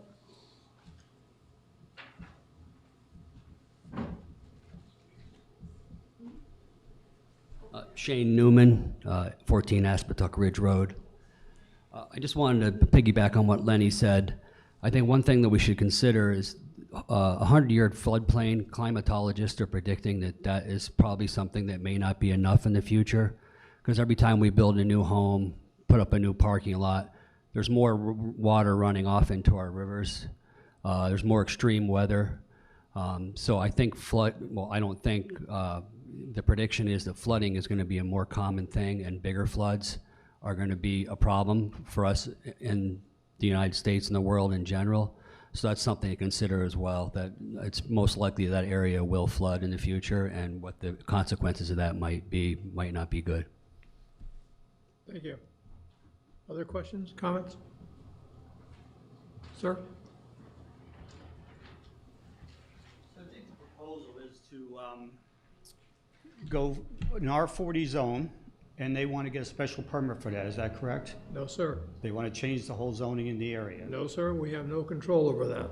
Deciding council does, we do not. They override local zoning. So they can tell you that R40 zone, you're putting it in? Yes, sir. Okay. So I know a lot about batteries, quite a bit about those, and I wonder if they're proposing changing the batteries eventually to solid state batteries, which are very clean and good batteries, things like that. So that'd be something for them, solid state batteries, or Van Dux Redux batteries, another style that's a new technology. Very clean, fire, you don't have to worry about it too much. Solid state especially, and very efficient batteries. And in a couple of years, which they proposed in 2027 and 28, that they were going to get the plant online. And will they be converting to solid state batteries on this plant, which are very safe batteries as far as the environment goes and everything like that. Noise level is the same. That's the inverters making a noise level out of that, which aren't too bad. So basically, you have no control over the R40 zone. The seating council say do whatever you want to do. They can. They can. Okay, thank you. One more quick thing. Years ago, if anybody remembers, I know Charles, you probably remember, they proposed a power plant. If anybody remembers that, probably 30 years ago. It was talked about, it would have gave a lot of revenue. I don't know what this is going to give to the town for revenue, also something to look at. It was about $1 million in a power plant years ago. I don't like to personally just go in an R40 zone or residential zone. Our forefathers created all these zones. I should make it publicly known I am on the Zoning Board of Appeals, for the public, just to know. I forgot to give that to the board first. But an R40 zone was created by our forefathers for the fact of being a residential area. There's a lot of industrial areas where that power plant was proposed. Over there, it's close to the power lines, okay, the high tension, so no big expense right there. It's a great location over that power plant for this battery storage, which I think is not a bad concept at all. It's very clean. I understand what they're doing. They're pulling the power out, storing it when the grid needs it, they'll pull it back out, and they'll sell it back to Northeast Utilities, CLMP, whatever you want to call them, at a different rate is usually how it works. So I like it. I just don't like it in that location, in the R40 location. And not realizing that you don't have the power to do something, I think there's some other avenues to get over. And I think they have other choices where they can put it in town. I'd love to see it in town. I'd love to see revenue. But I don't want to see it in an R40 zone. It's just not proper to put it where our forefathers designed it. I'd love to see you look at another location in Milford. Love to have you in Milford with a revenue, jobs and things like that. It's a very clean operation. I was involved with the power plant when it was proposed years ago. I actually went out to Arizona, they're building one. It's a very good operation. It did get knocked down here, okay. But I think this would be very good for the town in the proper location. I don't like it in the R40 zone. Thank you. Other questions, comments? Sir, come on up. Good afternoon. Scott Scriven. I'm a less than a quarter mile, like Mike, from the proposed site. I have a little bit of experience with lithium batteries, and I don't find them very safe. They are extremely volatile, and there's a reason why they have a standoff, because they are uncontrollable. When they burn, and they spew not only lithium, but metal fragments in various directions, and it's very, very dangerous.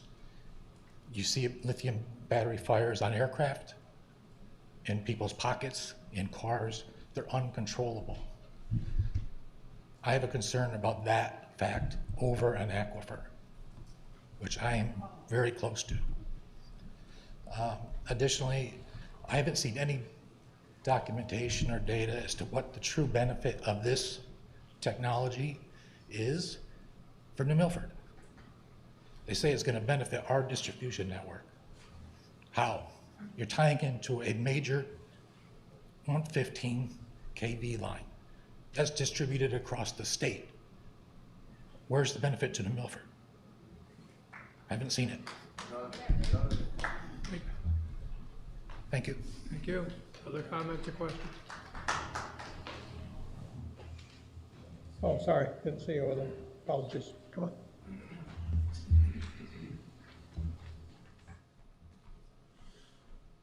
Good evening, Sharon Schuster. I live on Aspetuck Ridge Road. I remember those bumper stickers that said no panda, had a panda with a line through it. I think that was something to do with electric, I'm not sure.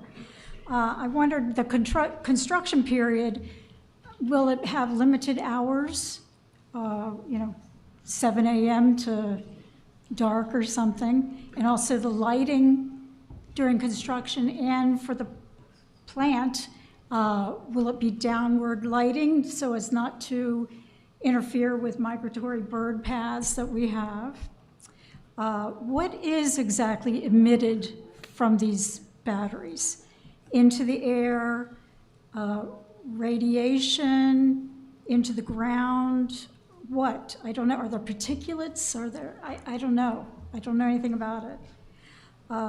The West Aspetuck is the cleanest river in Connecticut. That's something to really protect, as many have said before. What is in it for the town, this project, other than tax revenue, I suppose? Are there any local employment opportunities? How will the connection to the power lines, what would that look like? Are there more lines running up the road to the power lines? What is the tallest structure on this proposed site? We've talked about how far spread it is, but how high will it go?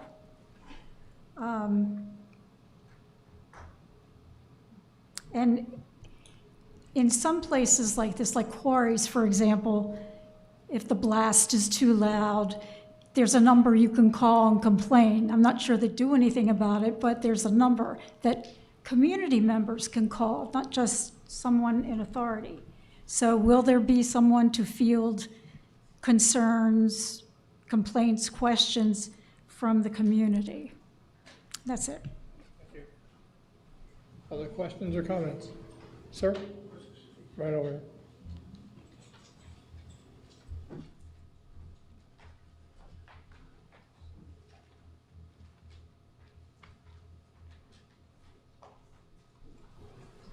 My name is Ralph Williams. I live about 3 or 4 miles north of where this is going to take place. I live on Meeting House Terrace.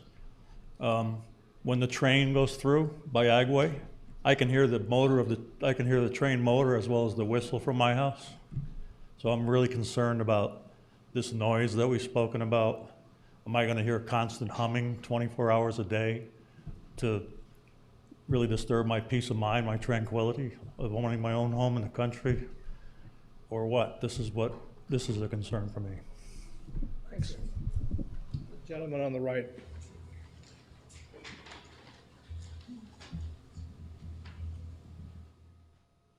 Mark Haller, local resident. I had 2 questions. Will it create any local New Milford jobs? And the second question is, there's been a significant number of documented thermal events, i.e. fires, that have been pretty upsetting to the local environments where they've happened. Are you taking that into consideration with the technology that you've chosen, lithium iron phosphate? And have you considered any other technologies that, there was another gentleman that had a really good question in regard to that as well. Any other technologies that may be a little bit safer? Thank you. Other questions or comments?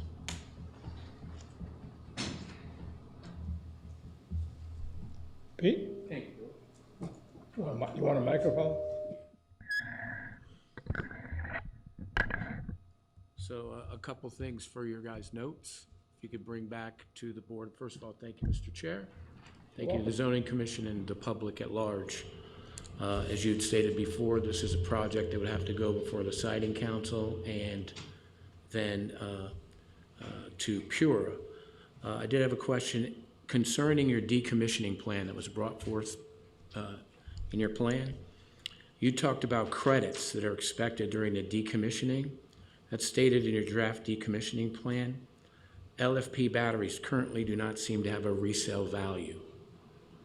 So if you could come back and give us your thoughts on how that affects your decommissioning plan, especially when it comes to a cost analysis. Another one too is there are box turtles that are on this particular area. What plans do you have to ensure that those box turtles not only are sustained but thrive on that property? Another one too is if we do have a thermal event on this property, what would be the proposed blast site area, and what material, how far would they go, and would there be a plan or a process in place, especially for those neighbors that are abutting or are in that area? As far as the costs that were mentioned, lowering costs to consumers, if you could bring back more of a quantitative analysis on that, as battery costs are higher, as you'll be selling to the grid at a higher rate than would be current market rate. So how would that, in some respect, lower the costs to not only consumers in New Milford, but to the ISO? Yes, sir. Other questions or comments? Okay, Flatiron, you're up. Oh, didn't see a hand, so. No, I'm with Flatiron. I'm Erin Baker, Vice President of Development with Flatiron. Could we take like 3 to 5 minutes to just run through the questions that we heard and who's best to respond? Thank you. We'll reconvene at 9 o'clock? 9 o'clock. Give you 8 minutes. I'm feeling generous tonight.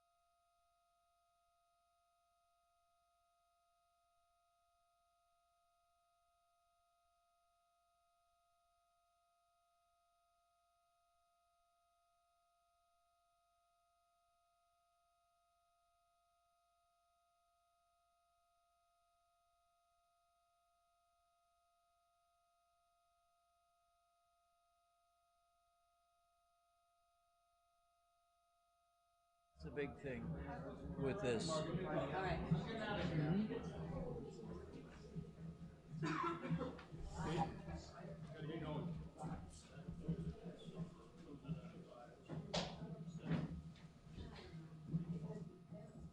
One second, guys. All right, you're up. Thank you guys for your patience while we've worked out the questions and developed the best we could do to address as many of the questions as we could in a short amount of time. Again, I'm Steve Kochis, licensed professional engineer in the state of Connecticut with the firm of VHB. I'm going to address the questions that were coming up about the flood impacts. We are working with the FEMA regulations. Our project team, as if this was a town project, is not in the business of developing flood policy. We will follow the proper recommendations of FEMA and the in-place FEMA mapping to work and ensure that the technology is above the FEMA designated floodplains and outside of any of the floodways.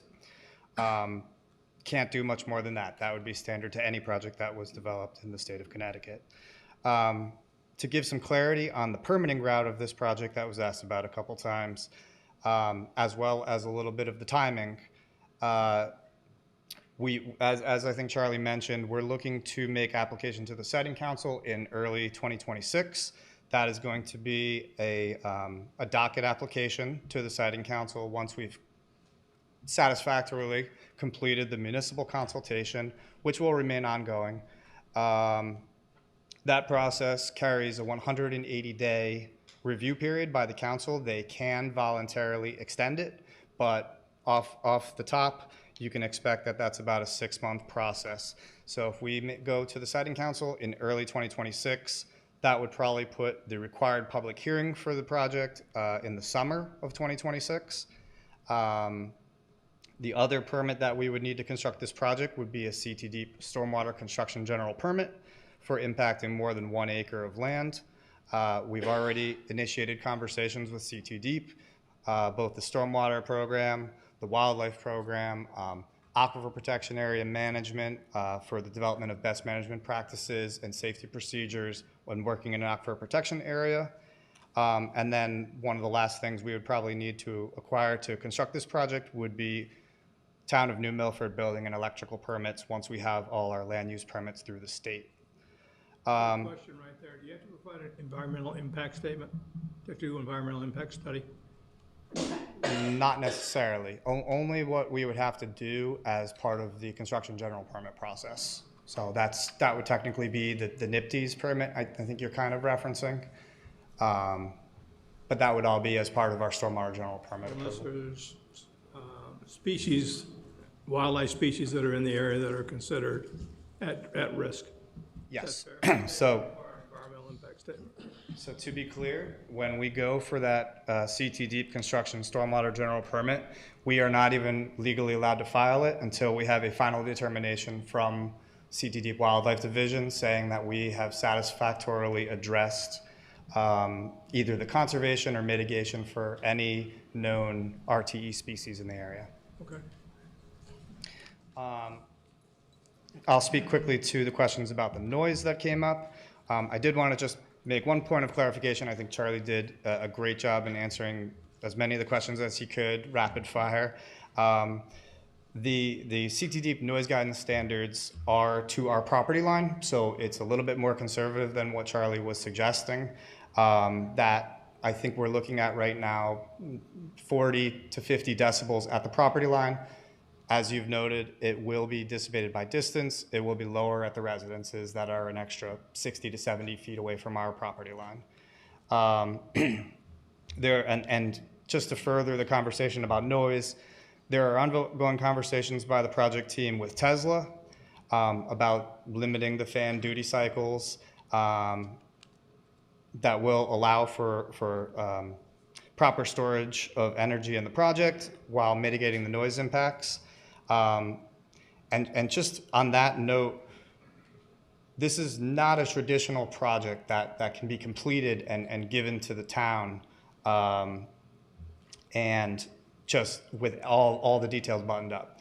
There are many, many avenues that this project is going through. The Flatiron team is working through Pura.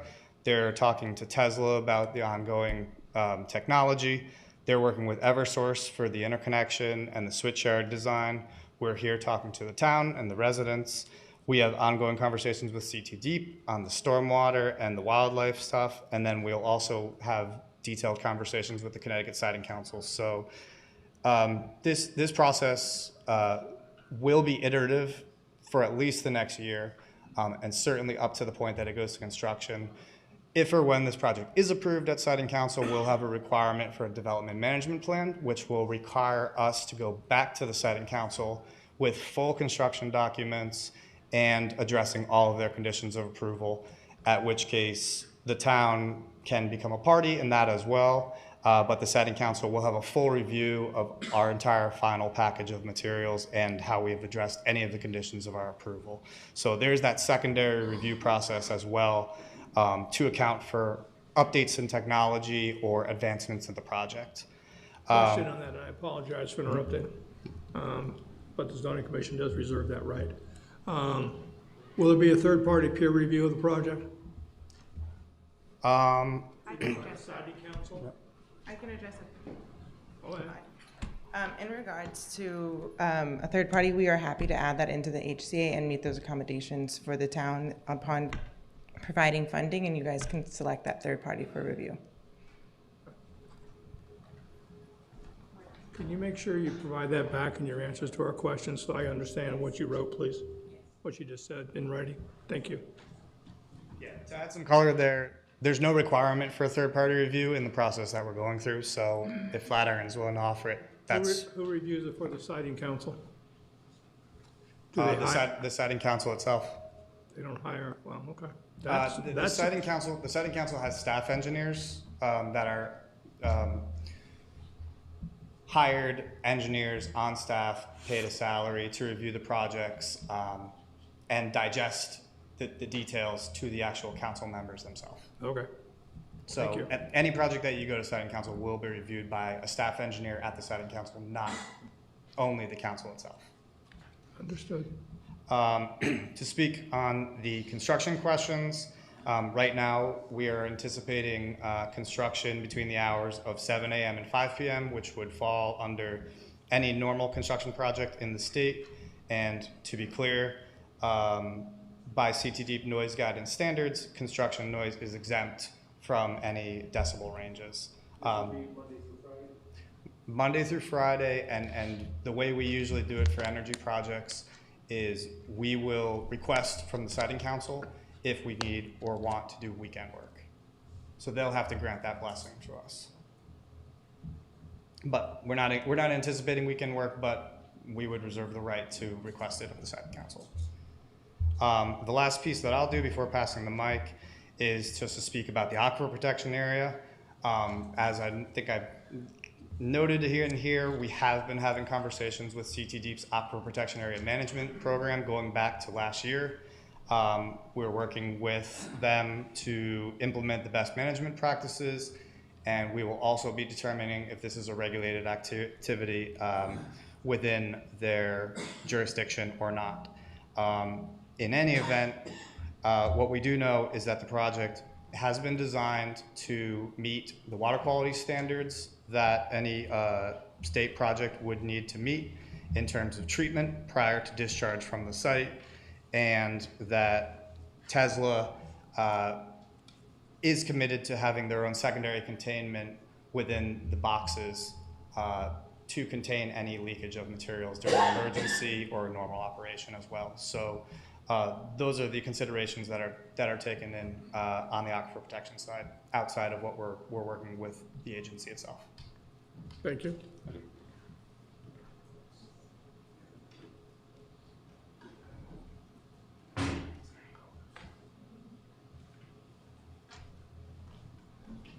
All right, I'm going to try to answer some of these safety questions that come up. If I didn't answer your question, we do have a number of safety pamphlets available from different sources, as well as an executive summary from some recent third-party reviews analyzing failure events that have had publicly released data. So one thing, again, we have already started discussions with the fire department. As part of our host community agreement, it will include any allowance for any equipment they feel they need for the department. It will include, we can include anything related to an incident that does happen, reimbursing them for any new equipment or decontaminated equipment. If they need to have reimbursement for the labor or overtime for managing the incidents, that it can all be captured as well. As we already mentioned, we're happy to have a third-party reviewer review our safety documentation. That's something that was done at our Taft facility in Uxbridge, Mass. Third-party reviewer did provide comments on it, and we addressed all of those concerns. Regarding the chemistry, the battery chemistry itself, the LFP chemistry we're proposing for this site is the most mature battery chemistry on the market today. It represents 80% of all new energy storage deployments that are out there. The primary benefit is, really it's transition from an NMC chemistry, which has a very, say, violent reaction during thermal runaway. These LFP batteries do not contain any heavy metals. They have a long life and they have higher resistance to thermal abuse. And they still provide an adequate energy density to meet our POI requirements for our interconnection and limiting the minimum of units on site. Somebody mentioned, I think, emissions from these systems. So these battery energy storage enclosures are self-contained. They don't require any, say, external water source. They don't emit any nasty stuff during normal operation. They do, I think there was a comment on, do they explode? So they're not a fuel tank. They don't explode. All of these systems are mandated to have explosion protection systems as part of their UL listing, and those systems have to be tested as well. So they are provided with these systems to safely vent any, say, flammable gas that may accumulate inside of the enclosure. They also are part of the ongoing maintenance and safety testing of the system on an annual basis. I do have an executive report released by the American Clean Power Association, as well as there's an EPRI report as well. Recent testing and studies from battery energy storage fires that happened in New York and California found no evidence of contaminants that posed public health concerns or further remediation on sites. That is available, that was just released within the last couple months. Would you provide those to this commission so that we can post them on our website? Yes, of course. Thank you. Yep.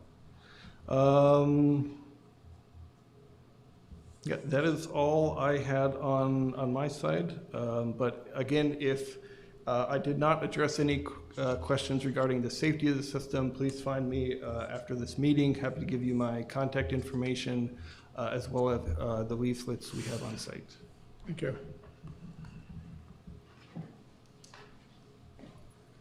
I'll be addressing the host community agreement, which is something we hope to sign with the community. What can be captured in that includes all of the fire safety requirements and needs that the town might have. Additionally, can include community needs such as creating funds, such as also including any funds to do third-party recommendations or analysis, and also whatever might be important to the community. We can capture a lot of that in the host community agreement. And I think another question I'd like to address is, why is the town only hearing about this now? We've been going through the proper procedures and are very much wanting to engage with the community on a very regular basis. So we are hoping to have our open house on a regular basis as needed, meet with individuals as they would like us to. And we have join our contact list, but also you have my email, direct line to me, to Chris and Charlie, and we have a TreeBeard@flatiron.energy. We are also going to be creating a website for the project that will include FAQs, any information updates. It'll also be the source for when the project, if it does move forward, that we would give construction updates as well. I think also other things we can capture in the host community agreement is a community engagement plan for the project, especially during construction, into operations, ways in which we can engage. So I just want the community to know that we hear you and we're here to honestly be a partner with you. I can recognize how sensitive this is for the community, so please don't hesitate to reach out to us. And I'll add one last thing, is that we do hope to launch something called our Flatiron Energy Giving Program, which would be a quarterly program which community could reach out about things they would like us to sponsor. It would be rolling basis, and anywhere from about $500 to $1,000 or more if it seems fit and also for major giving. So I just want to share that this is a first of what we hope is going to be many, many engagements, and we appreciate and hear your concerns, and just please don't hesitate to reach out to us. And I'll pass it to Charlie. Okay. So I'm going to try to answer some of the more ad hoc miscellaneous questions that were asked throughout the process. So one of the first questions that was asked is, will this project have additional lighting? We will have lights around the perimeter of the facility. These will be National Electric Code compliant. However, this is a very low lighting, and it will not generate any additional light pollution to any nearby residential abutters. There was also a question about the relationship between Flatiron and Hull Street. So Hull Street is our private equity investor. So we do work actively with them. I'm happy to answer any additional questions on that relationship going forward. There was a question about local job creation with this project.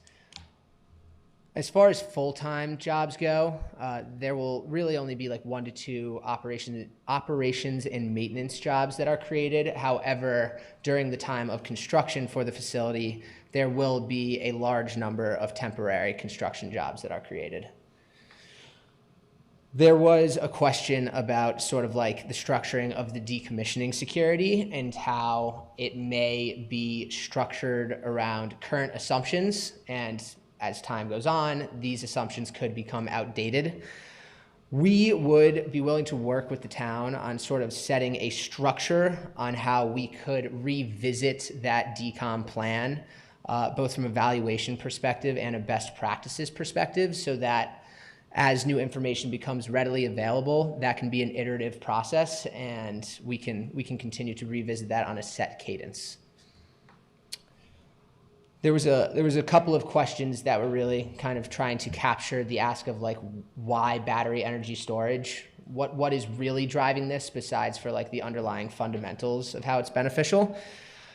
Connecticut has mandated certain sort of overarching policy goals that are kind of capture this sort of technology. So more broadly, Connecticut has mandated that they be carbon neutral by 2040.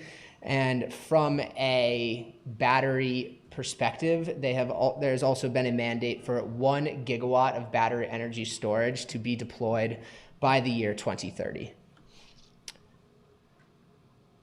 There was a question about our Uxbridge project and how it may differ from this project.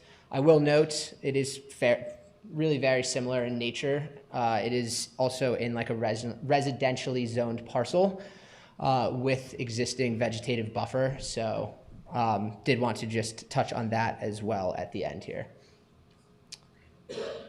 I think that should capture across everybody else who has spoken the majority of those questions. If anything was not answered, I too have my contact information with me. I'm happy to give that out to anybody that would like to take it and be a resource going forward. A lot of people were asking, what do we get out of this? As residents, what do we get? Because I look at your list of what you have written down there.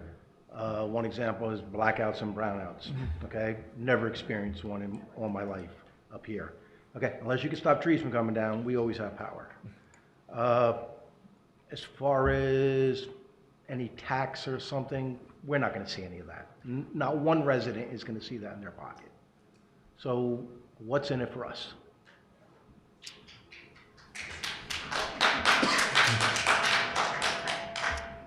So, as Sada had touched on, there is sort of the ability to offer and work with you guys on what a host community agreement may look like. We would like to customize that so that it is working for you in a way that is beneficial. Outside of that, there are the benefits that I did lay out in that initial slide, we do fervently believe are beneficial to the local community. But yeah, happy to continue to speak to that host community agreement and provide further detail as to what that may look like. Sada is the expert, but more than happy to dive into that now if you would like to. Go ahead. Sada, do you want to just provide sort of like an overview as to what that may encapsulate? Yeah. So we have executed to date 2 host community agreements in Massachusetts. Yeah, but what's in it for us as individuals? As individuals, it's what you want to have reflected in that. So we can host community engagement opportunities where we talk about what you guys want to see in it, what kind of funds we could put towards, what type of equipment we could bring into the town. It's really going to be at what kind of dialogue and negotiations we get into together as a town with Flatiron Energy. So we're very happy to engage in that, and really it's going to be really being able to communicate together what is possible. There might be limitations, but we're very, very much willing and have executed host community agreements based on community needs. So it's, I mean, in it for you beyond, you know, the immediate. One thing that is real about the battery storage is that yes, it goes to the larger state, but energy flows like water. So the first community that will have resilience will be New Milford. Well, like I said, in all my years of owning a home here, I've never had a brownout or a blackout unless a tree came down. So I don't anticipate. That is very fair, but also our grid is changing and consumption is increasing. We are having a shift with our technology types as things get electrified. So while right now you haven't, we are still in a very changing energy space. So I can't guarantee you what will or will not, but I'm happy to provide more evidence from the ISO New England and other projections as was requested to ensure that you understand that this is a good infrastructure for this town. I would have to disagree. I think that's fair, and we'll continue to have those conversations. Yeah. Yes? How far does the electricity flow? How far would it go? I can't speak to that exactly, but I can bring you back, like, what is the normal way in which they see the flowing of that energy? Yeah, I mean, are we talking 300 miles? Like, I mean, how far does it go? Is it going to go out of the state to another state? I would have to research that for you, but it is limited, and it is meant to like, as it goes, it supports the communities that are closer and closer to the infrastructure. Yes. And I think one thing that we didn't mention is that as there is new technologies online, such as solar, wind, and traditional, power plants and nuclear, battery storage creates the ability for stability within those technologies because it becomes a holding space. So that's an important factor as well. And we can't underestimate the actuality that our energy usage based on population and our shifting use of electrification is going to continue to go up. And so that really is very important to understand, that we will be living in a world where our rates continue to go up, and having a town that has that stability of battery storage does help curb that volatility within your within the energy that you have access to. What type of poles will be carrying this electricity and how far? Because nobody really said, all right, we're going from Aspetuck Ridge, but even on the picture, it just ends. So I can pass that to, I wouldn't know that on the technical. I'll pass that to. So the question is about just like the Gentie line configuration. Is it a mile? Is it a half mile? Is it 100 yards? And what type of poles will be carrying this? Is it, I don't know the name of them, but is it the quad ones? I'm sure it's not a wooden pole. Right, understood. So the length of that Gentie and like the actual configuration, we are continuing to work with Eversource on. It very much is also in their court as to how they would like to configure that. But roughly speaking, you're talking about like a 2-mile overhead line that will run on monopoles. So a monopole is what it sounds like. It's like a singular pole. How many poles that will be is still being worked out. Eversource is currently in their like preliminary engineering phase for this effort. But you're talking about overhead line, monopole design, same voltage class as what we're interconnecting into. Is it pertain to your property? Correct. So the way, as is shown presently on like the, it's okay. You can flip to it if you want the overhead, but it's within that 102 acre larger footprint. So Therefore, it's not outside of your property boundaries. You're going to the existing right-of-way that runs through your property. that is correct. Okay, thank you. Back to your property. You don't own it. If there is an issue with landscaping or anybody in town has an issue, who do they reach out to?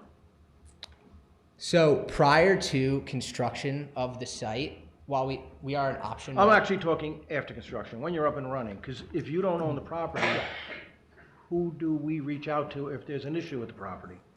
Yeah, so the point I was going to make is prior to construction and then from there on out, we would trigger that option. So we would be the landowners from that point onwards.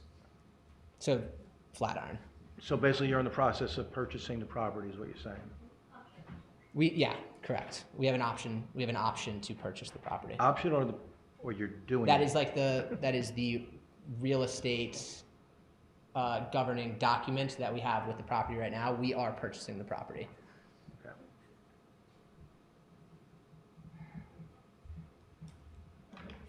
Okay. All right, I think unless somebody has a burning question from the audience, it's getting late.